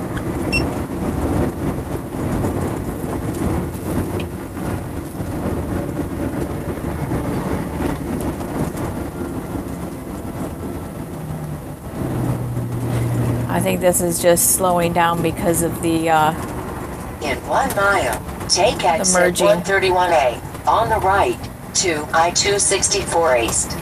yeah, sorry guys, we're in a very populated area, which also can affect our Data use. data use. Whoa! There was almost an accident there. That semi needs to come over. And trailer just went over into his lane. Almost hit him. Yeah, and the semi cab went over Look, into a big the airplane shoulder. in front of us. Yep, there's the airport right Looks there. like he's landing on a bridge. It's a UPS air, because this is their main hub, the UPS, Louisville.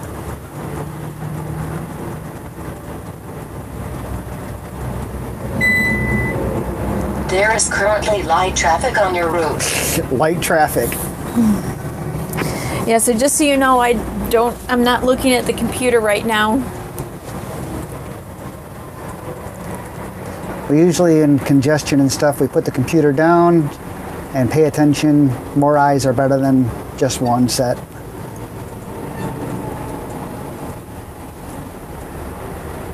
That trailer right there that we just passed is the one that almost Yeah, and he zoomed Hit into the- our lane too hit when the we were. semi. He's on the phone. He was really close to us and zoomed over in our lane. It's tight.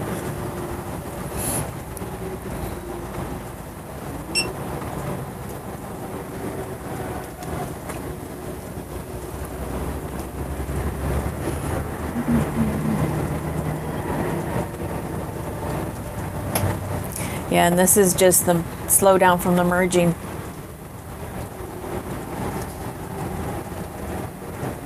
Oncoming traffic, and then us need to getting off right here at 131A.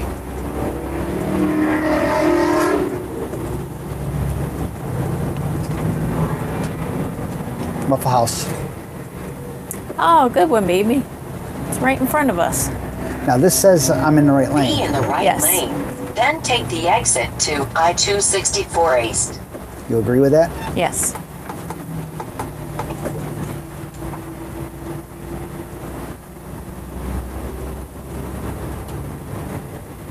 All these people, man. Yeah, this is where you get a lot of people cutting you off because they don't want to be behind a big rig. So you've just got to make sure you give yourself enough time to slow down and stop. Take exit 131A for I-264 East. Can you verify the exit, love? Because I don't know what's going on with the Yes, road it's here. 131A. Right lane to take exit 131A. According to this sign, you can be in any of these 3 lanes. In 1/2 mile, keep right to I-264 East. And then it looks like up there east is the right lane. We do have to move over, So we is what do you're have to saying? move over. Ah. Oh, great. This is gonna suck. Well, if this guy did something. Yeah, this guy is causing the issue right here. This guy is causing the biggest issue.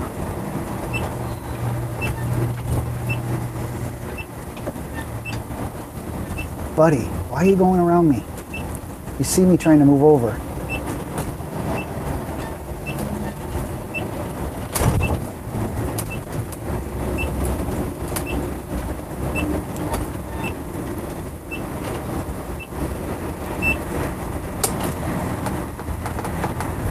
This is where you just gotta slow down and do what you gotta do. What are you pointing at? That semi up there, there's nobody in front of him who's going out. He's part of this. Look at the slowdown here. Yeah. Doesn't- No, there's a car in front of him. Not this brown semi in front of us? Oh, the brown semi in front of us? No, I thought you were talking further up. Yeah, I don't know why he's going slow. Right. Follow signs for I-264 East, Waterson Expressway. I mean, he's caused that. That's causing an issue right there. Keep right at the corner. Well, and then you get these people who merge over. Holy cow. Idiot. And that person's like This person is in the trying to- shoulder. yeah, in the shoulder. And nobody's letting them in. 264 East, 11 miles. You know, if we all took our turns, we would stay at a steady pace.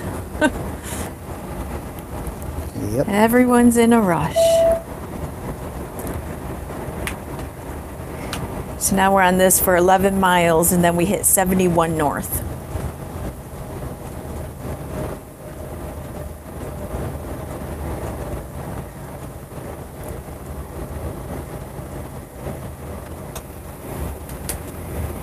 If you're a big baseball fan, Louisville, Kentucky here, they have a tour that you can do for the Louisville Slugger baseball bat. We've never done it. We're actually not baseball fans, but A lot of merging traffic. just trying to give a little fun fact. Fun fact with Brenda. Great. Right lane in. It's wonderful. Everybody has to squeeze together into one lane up here. And just so you're aware, I'm still not looking at the computer, so just talk amongst yourselves.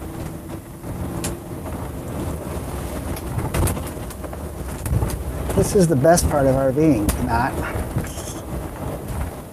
I don't even like being in this traffic in our car. So, I have to move over at some point.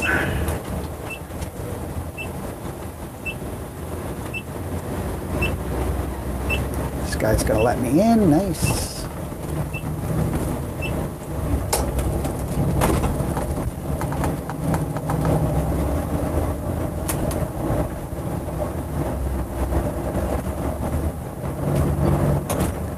All these cars have to get over.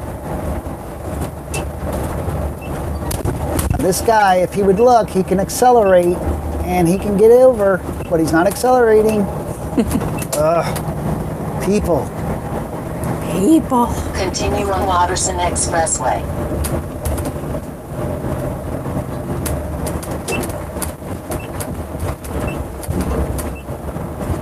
Now I'm moving over to, so I don't have to deal with oncoming traffic. Whoa! I would rather be in a center lane than the outside lane with oncoming traffic. And I'll move back over when we get closer to our exit.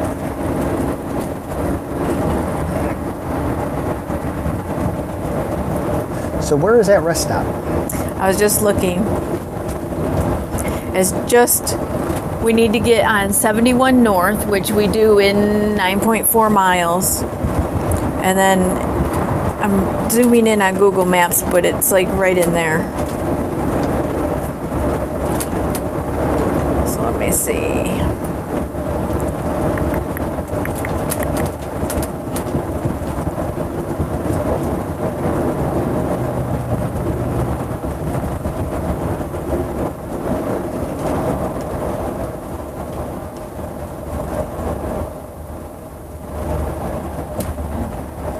Perplexes me at why these cars are going so slow.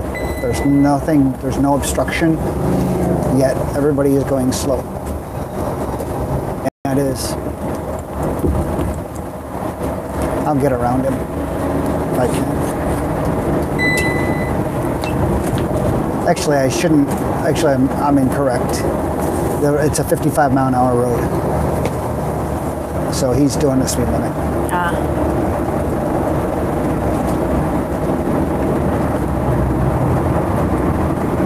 I'm just going to get around him and get back over.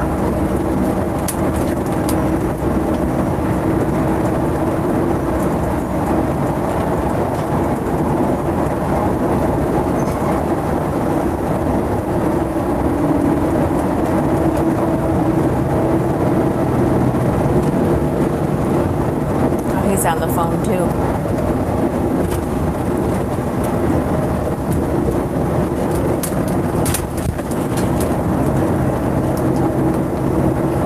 I think when we stop at the rest area, we'll make a couple wraps too. Okay. For lunch.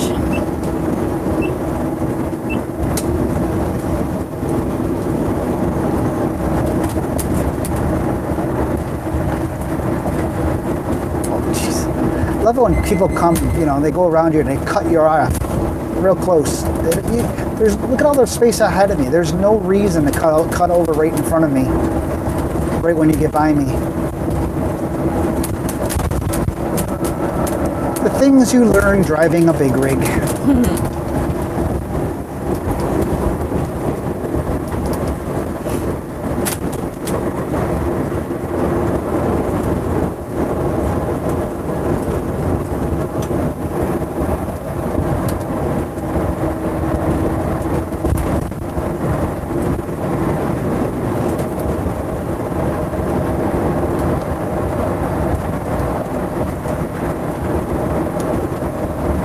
What happens if somebody comes over, if I have my cruise control on and somebody comes in front of me, you know, too close after they go by me, like this car is right here, that just disengaged my cruise control because he's close. And he's not within 1.6 seconds of distance and stopping distance at this current speed that we're at. So it disengages my cruise control as a safety measure.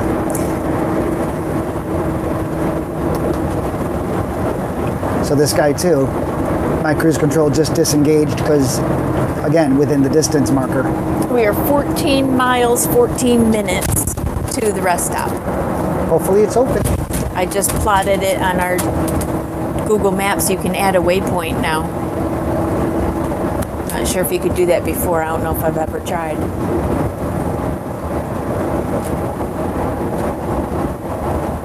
What did you say, 14 miles? You said it was right after we got off of here. No, on 71. Right, you said when we got on the 71, it's right after that. So I was thinking right when we got on the 71, which is only 5 miles.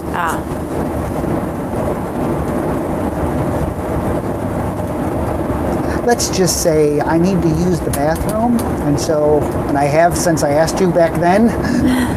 So it's one of those things of, come on, really? That far still? Brenda will take over driving and we'll stop and make up some lunch wraps. See, the wind's going with us.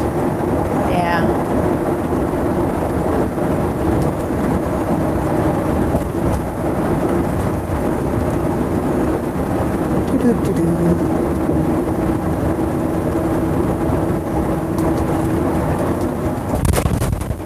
Thud.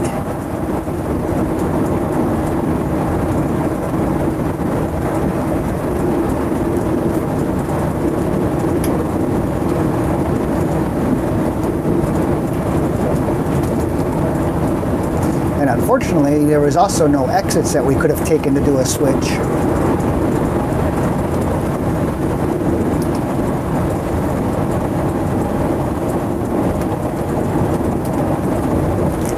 We're currently, since we left Gatlin, Tennessee, Gallatin, Tennessee. Because there is a Gatlin also.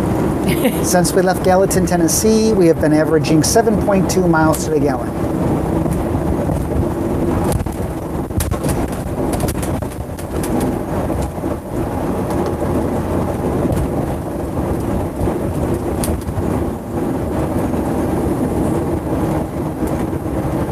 Now we cross our fingers that when we get up here that the rest stop is in fact open.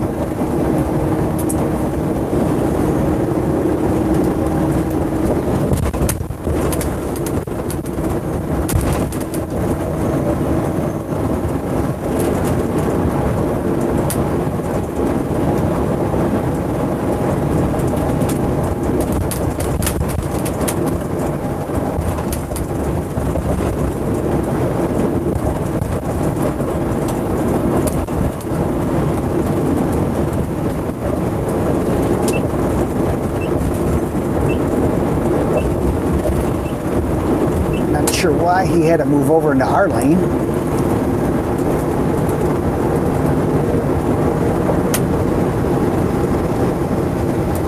Especially when that lane that he was in is a straight ahead lane. I have no idea why that truck came over like that. In 2 miles, take exit 23 for I-71 north towards Cincinnati.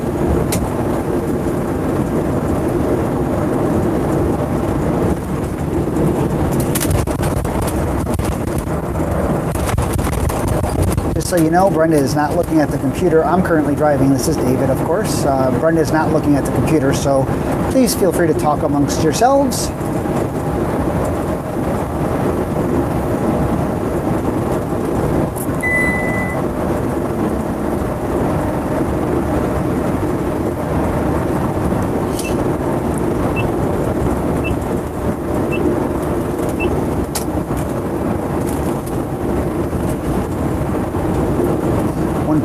Miles, 23A.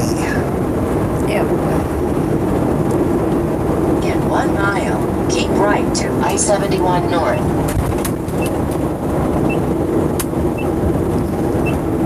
Slowing down. It's a lot of slowdown. Damn. It's just the just happened to see that. merging on. Jeez. Seriously?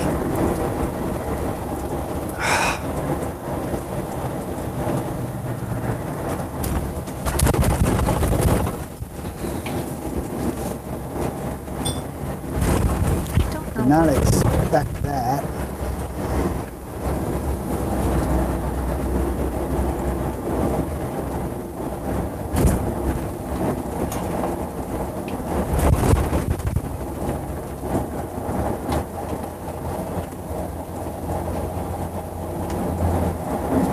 Let me guess, we have to move over another lane, and that's an entrance lane there too.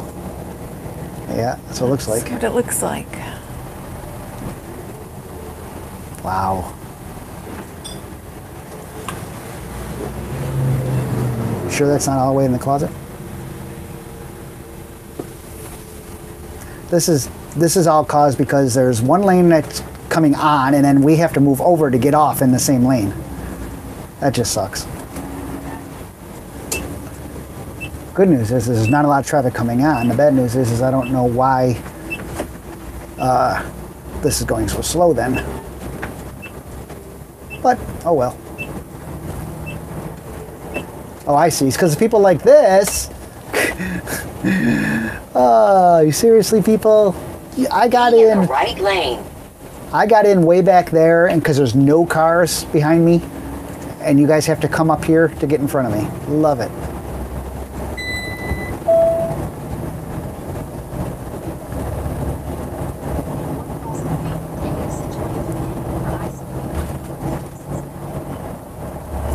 Do do do do do do do do.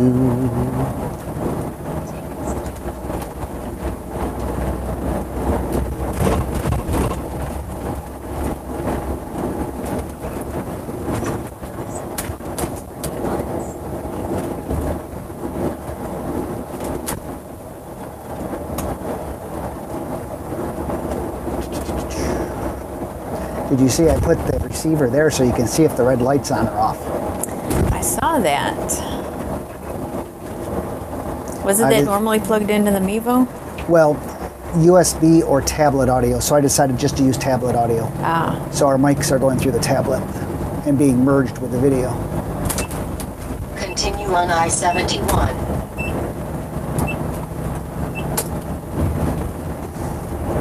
We've got 7.3 miles to the Relief station.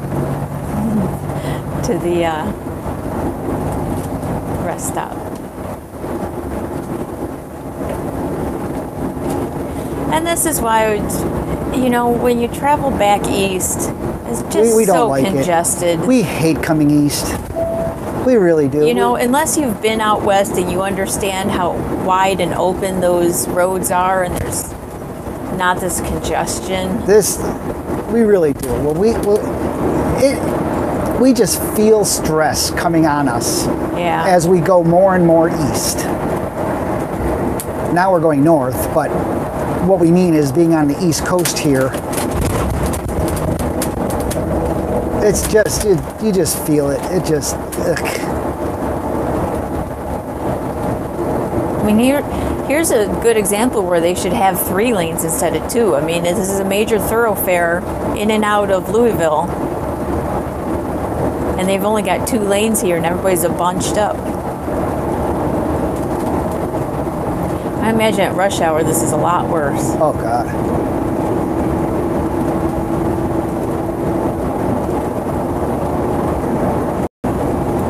And people like living in cities and things like that, and that, hey, to each their own of where you want to live, things like that. We just, we wouldn't be able to deal with it. This every day, day in and day out, having to deal with the traffic.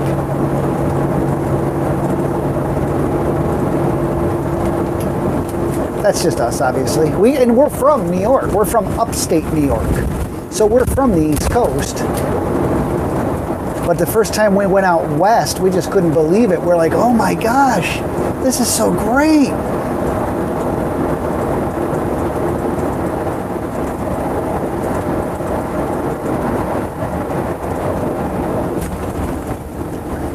Now we have this more often than not. And now we're going to have 265 merging on. So what am I doing? You're just staying on here. Oh, okay. I'm just saying we might have another slowdown because we got 265 merging on. Gotcha. Because this was that further out go around that I was going to have you do, but it was like 21 minutes slower or something. Slower than what we just did? Yeah. Yeah. Okay, so what am I staying on here? You're staying on 71 North. Okay. You're right where you are. Yay!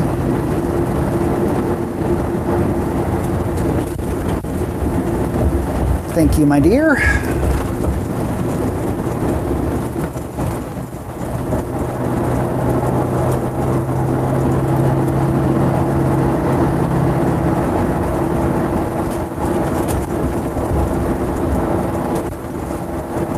Yeah, we both of us have said, and we've said before, that we believe after driving a big rig for a while, it has made us better car drivers, regular vehicle drivers, because we better understand the large rig mentality of, you know, the stopping distances, things like that.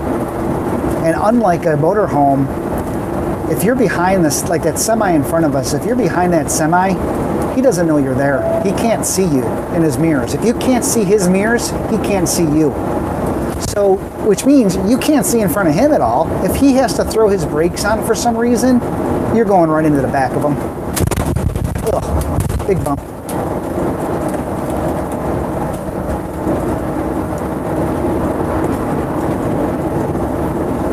But yeah, we know now. We know not to. You know, we've learned, like when you go around a semi, if you don't have to move right over and cut over because of a car in front of you or something, give them clearance. Get up there, give them clearance, and then move over. Because if he has a system like we do in our coach that disengages his cruise control or whatever, especially if you're going uphill, he then instantly loses that momentum and he has to gain it back. That sucks. Which means he's going to burn more fuel trying to gain that back. So yeah, we try to be more courteous, if you will, around big rigs.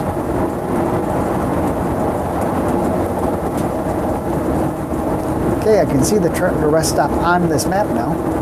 You can? Oh yeah. 1.8 miles. Sorry? 0.8 miles. Yay! Please be open, please be open, please be open, please be open, please be open.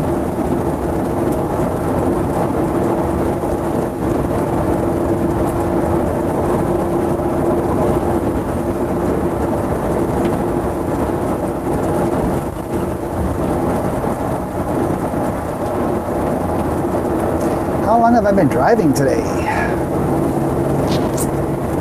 Don't know, because the time has changed, so deduct an hour. Well, if I deduct an hour, it's 2 o'clock and not 3 o'clock. We left at 10:30? I think we left, around 10:45, so we've been going 3 hours, a little over 3 hours. But I saw the rest area sign. It didn't say closed or anything.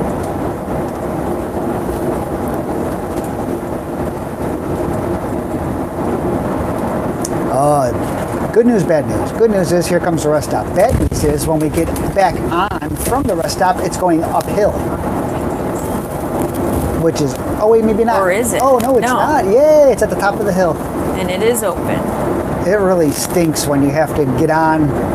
Just put your signal on. From a rest stop, and it's going uphill because you just can't build up the momentum. Looks like you gotta go to the right. Yep, usually. Brake. Why is it? Brake. Go straight car. Big bumps. Oh. How bad is that? Oh my gosh. Wow, this is really bad. This is so bad you'd want to sue the freaking county or whatever who runs this. Oh my God, There's no bad. reason for it to be that bad. Holy cow. Just remember when you go in the back to mute your mic. Thanks, dear. Just saying. You might have a spot here. No. I couldn't make that if I needed to because this guy's way out here. This is not good.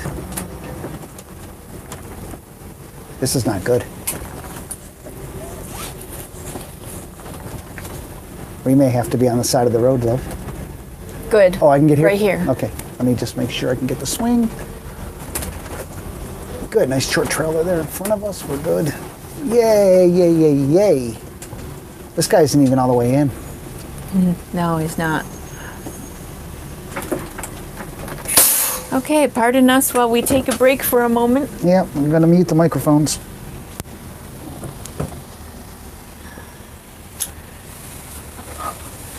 It's not a very big rest area.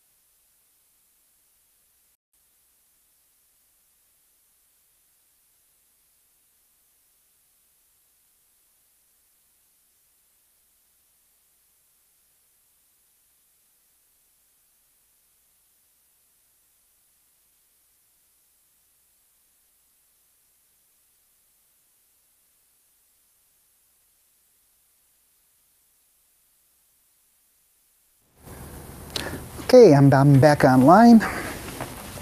Going to grab the camera here and show you the inside of our coach while we're stopped.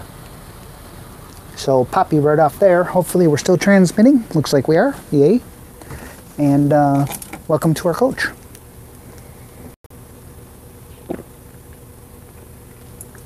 Excuse me, just had to get something to drink. Alexa, turn on cleaning mode. There we go. Basically, cleaning mode is all the lights in the coach. So this is what our coach looks like when it's closed up for travel. Unlike some of the newer Tiffins, we can walk back while we're driving. As you can see right here, no problem whatsoever getting through there. The new Tiffins, they have these reclining chairs and stuff, and when you close them, you can't get past them. I mean, it's terrible. It's ridiculous. Like I said, that they're not thinking about things nowadays. But we can easily get back here, use the bathroom where Brenda's just coming out of back there. Not an issue whatsoever. Hello. So this is, there's my coffee machine, and people always ask how it stays there. It's Velcroed down. It won't go anywhere. So that's good. And over here, this is where, this right here is, Brenda uses a beach towel and puts our adult beverages in here, which are normally over here. They're normally, right here is our little mini bar, if you will. And when we're traveling, she uses a beach towel and creates little nooks to put them in like this so they don't cling when we're driving around or anything like that, and they stay put. And our knife block is right here, and they're pointing backwards, because if you ever slam your brakes on, these things, they're not in there very hard, so they could come sliding out. What are you doing? Refrigerator. Oh, you're pushing. I'm sitting there going, why are you encroaching on me? I'm encroaching on you. You're encroaching. Anyways, the knives are always facing backwards, and then somebody suggested we cover them with something also, which we thought was a pretty good idea. So now that's part of our ritual, is to cover the knives, and to also try to hold them in. Always open your refrigerator door slowly. Yeah, because things do shift when in motion. Oh, can you, down in that drawer, can you get me another towel, please? Like a small hand towel? Okay, I'm going to put you down and stop my tour because my wife needs something. No, Which in the drawer? bottom drawer there. Oh. It's a small hand towel, yeah. What's wrong? Something moving around in there? So what Brenda's doing currently is she's making lunch for us. And yes. 2 different tortillas. Yes, because we ran out of big ones. Great. Let me show the rest of the coach here. Okay, so back here, our residential size refrigerator, which is just a regular, well, it's a full residential fridge. This is our powder room. So this is the bathroom we use when we're driving or what have you.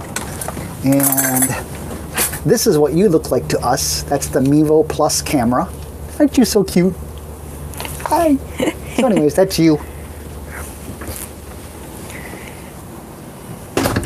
And then back here, this is our bedroom, of course, all closed up. And then all the way in the back, that's our, there's our bath sink. It's a dual sinks back there. And over here is our shower. You can see back there, and there's also another toilet back there next to the shaving closet, which has our washer and dryer in the back also. We will get back on the road and eat while driving. That's why we make wraps, because they're very easy. I'm just going quick and easy. Use up this deli meat. I'm not going to put... It's like they're doing some grass work or something. How exciting, huh? Now the good news is, you notice the flags? There's a lot of wind. That's bad news. Good news, the wind is going the direction of our travel. Awesome news. Because if it was going sideways to us or in front of us, you know, coming toward us, that would suck. But right now we are lucking out big time, and we did look at, that's part of the things when we decided when to travel to get up to New York in 2 days.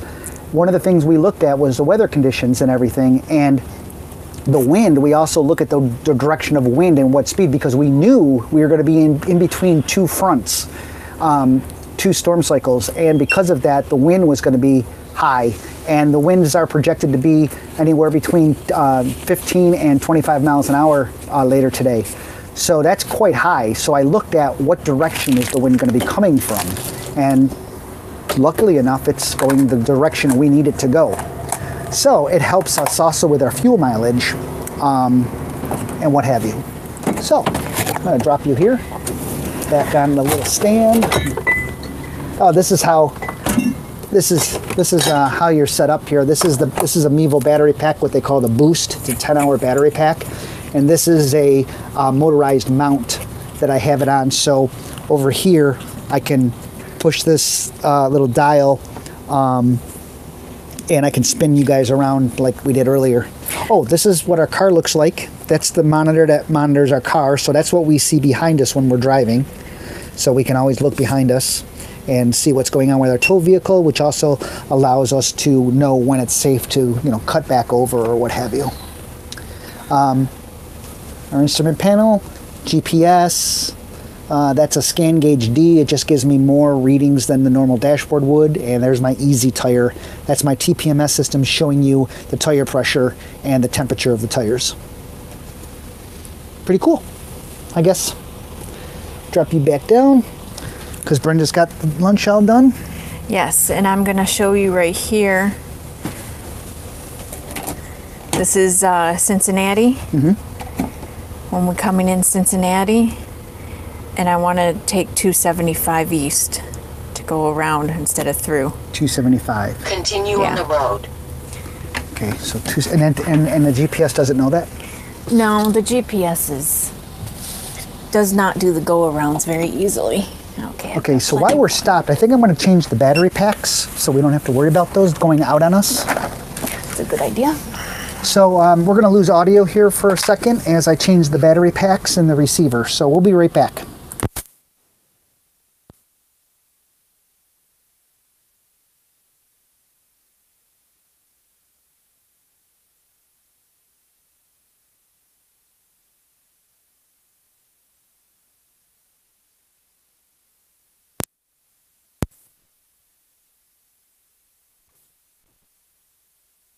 Okay, I should now be back on. Brenda's doing her batteries.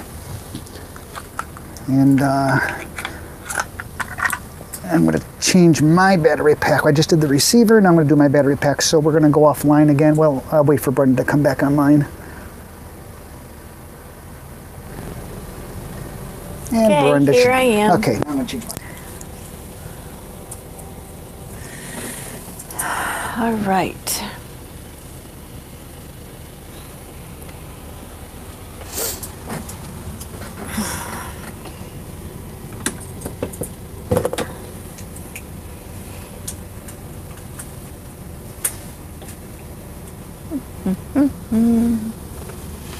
Okay. I'll change my mic to the other side. Batteries have been replenished. Going to go put, oh, there's a lot of dirt. There we go. Go put these on charge while we're driving.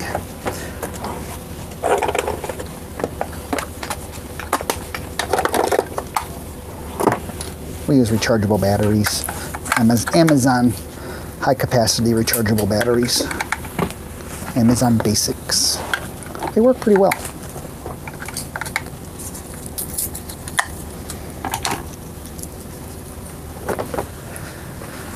Okay. Alexa, turn off cleaning mode.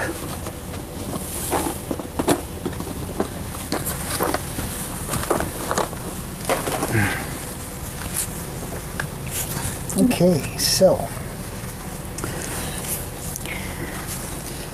I want to do a couple of things.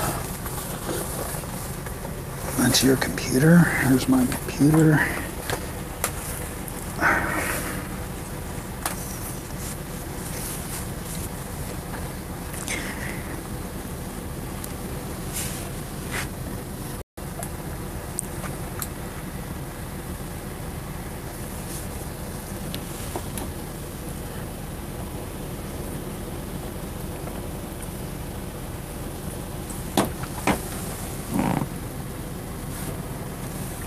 Changing the title of the YouTube video and the description, so that will be correct at least. And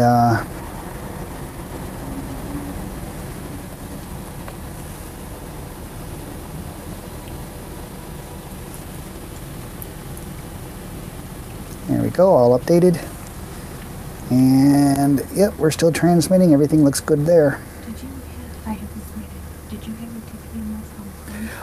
Yeah, on the side of it, on the left side, there's a switch. So when you get the alert thing, just switch it down and then switch it up again to reset it. Okay. Does that make sense? Yeah. Okay. I thought you just hit any button to.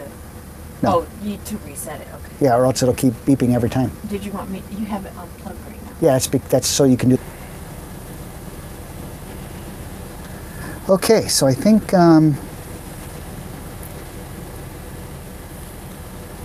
we're live at this point. I thought you just hit any button to. Yeah, we're live. Oh, you to reset it. Okay, are we good? We're good. I'm going to pause This is a the small video. rest area, and there's a truck behind me that's Okay. parked in the street. Okay. He can't get in where I am, but. Yeah, Tech Boy, I just did that. Okay, we're going to head up. Brenda's going to head out now, and Brenda is now in the driver's seat. And as soon as we get stabilized on the road and everything, we'll eat lunch, or serve lunch.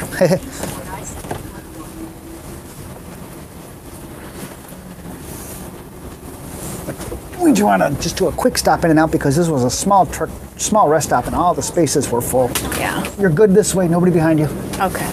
Watch the Potholes. potholes. I could not believe that entrance was so bad. That was bad. It was the worst. Oh, look at it up here. Oh my gosh. Look at the road, guys. This is just terrible. This is unacceptable. This is unacceptable. This is why are people not, why are they not totally bitching about it and getting something done? That's ridiculous. That's unsafe conditions. Yeah. Especially the when you're coming into the rest stop. Really unsafe conditions. Because you're coming in at a higher speed and hitting that.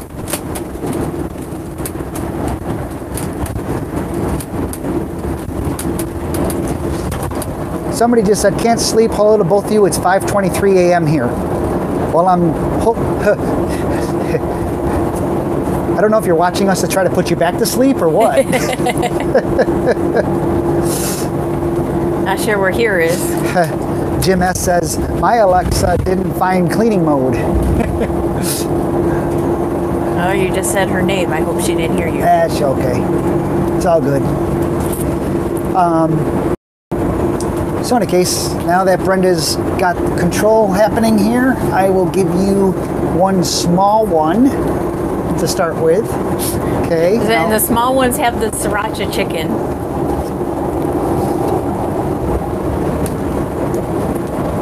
Bumps. Yeah.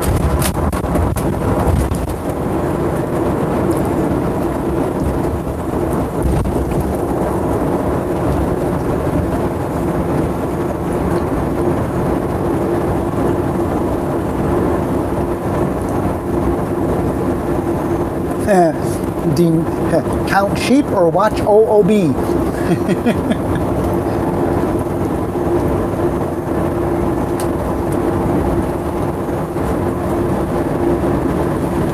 Again, does that mean that we're boring? I don't know.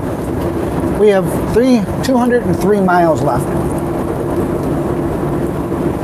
Give or take, because, doing the go-arounds. Yahoo. What she means by go-arounds is so you don't go through the city. They have roundabouts to go around them, but even those are congested.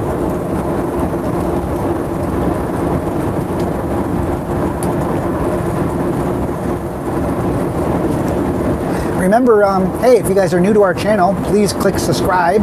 Big bump. Watch yourself, love. Sorry guys, if you're new to our channel and like what we do, please click subscribe. If you want to be alerted when we go live or when we upload a new video, please click on the little bell icon. That will then alert you whenever we go live or we upload a new video, which we don't do very often. We will be alive again tomorrow though, as we make our final run into upstate New York. So tomorrow we will be live again, doing the same thing as we're doing now. How exciting. Arriving to a campground that's not open. Owner's not even there yet.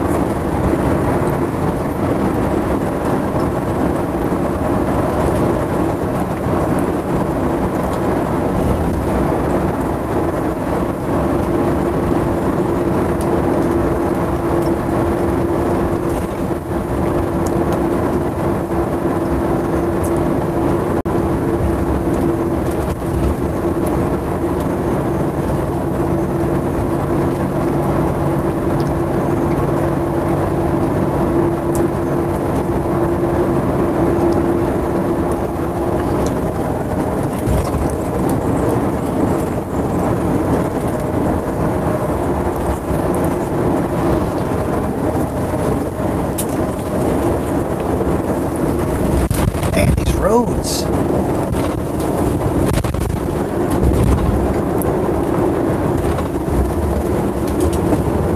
Is that still off? Evidently, you didn't tighten it down. Fixed. Oh, that was my mic pack. Oh, good. You're fine. Nothing wrong. Continue on. Nothing to see here.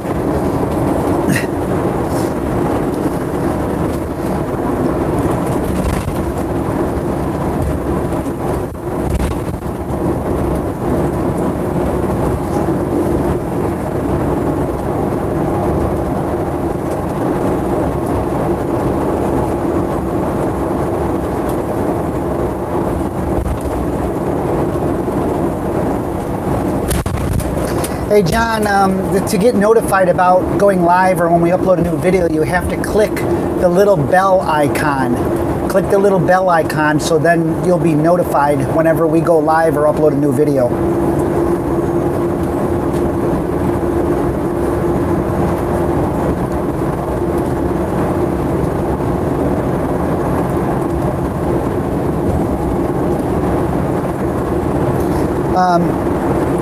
If you want to know exactly where we are,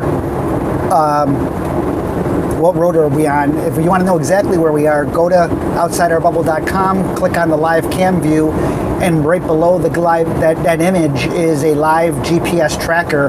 So not only will you see exactly where we are, but if you click on the little image of our motor coach, it'll give you telemetry information such as speed, altitude, heading, stuff like that. Right now we're on I-71 northbound, just outside of Louisville, Kentucky, heading towards Ohio. Red Jaguar, the wolves that get covered up, the life-size wood carvings, we cover them in a tarp when we're for the winter.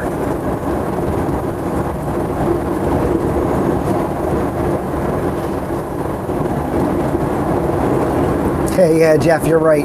Welcome to the east, where we have high taxes and bad roads, and then you get to the toll roads where you get to pay extra for bad roads. Yeah. True. Bridges are bad too, at least in New York.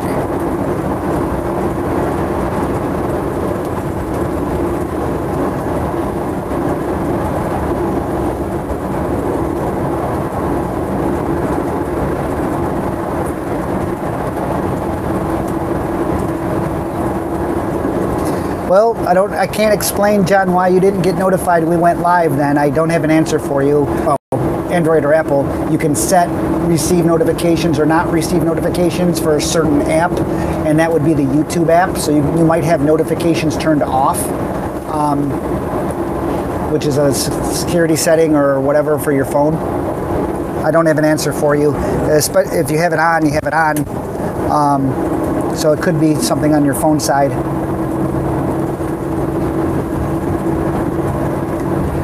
Tonight, Adrian, we're staying at Cabela's, which is a sporting goods store.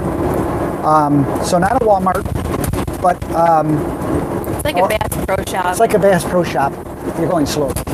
Yeah, I was going uphill. So it's like a Bass Pro Shop. It's a Carbellas. We'll be stopping there for the night, which is in 196 miles thereabouts.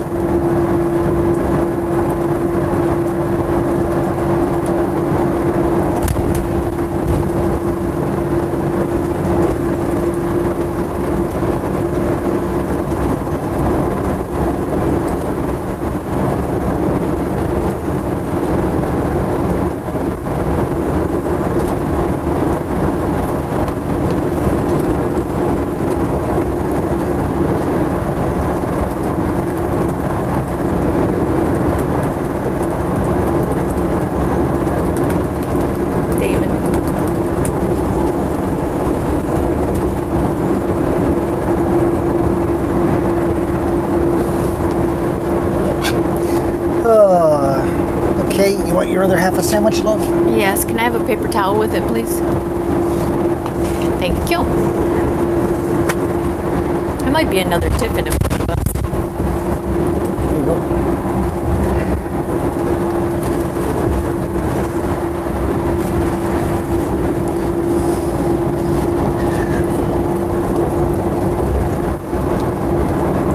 this wrap is better.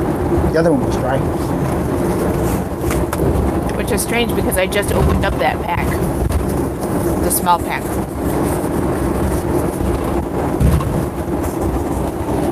Heads up, right?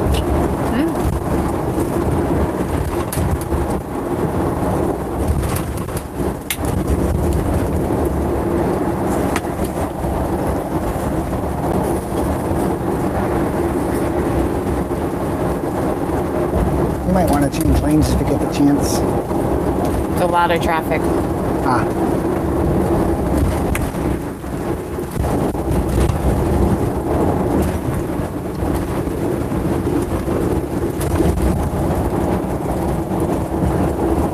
That RV up in front of us is causing an issue.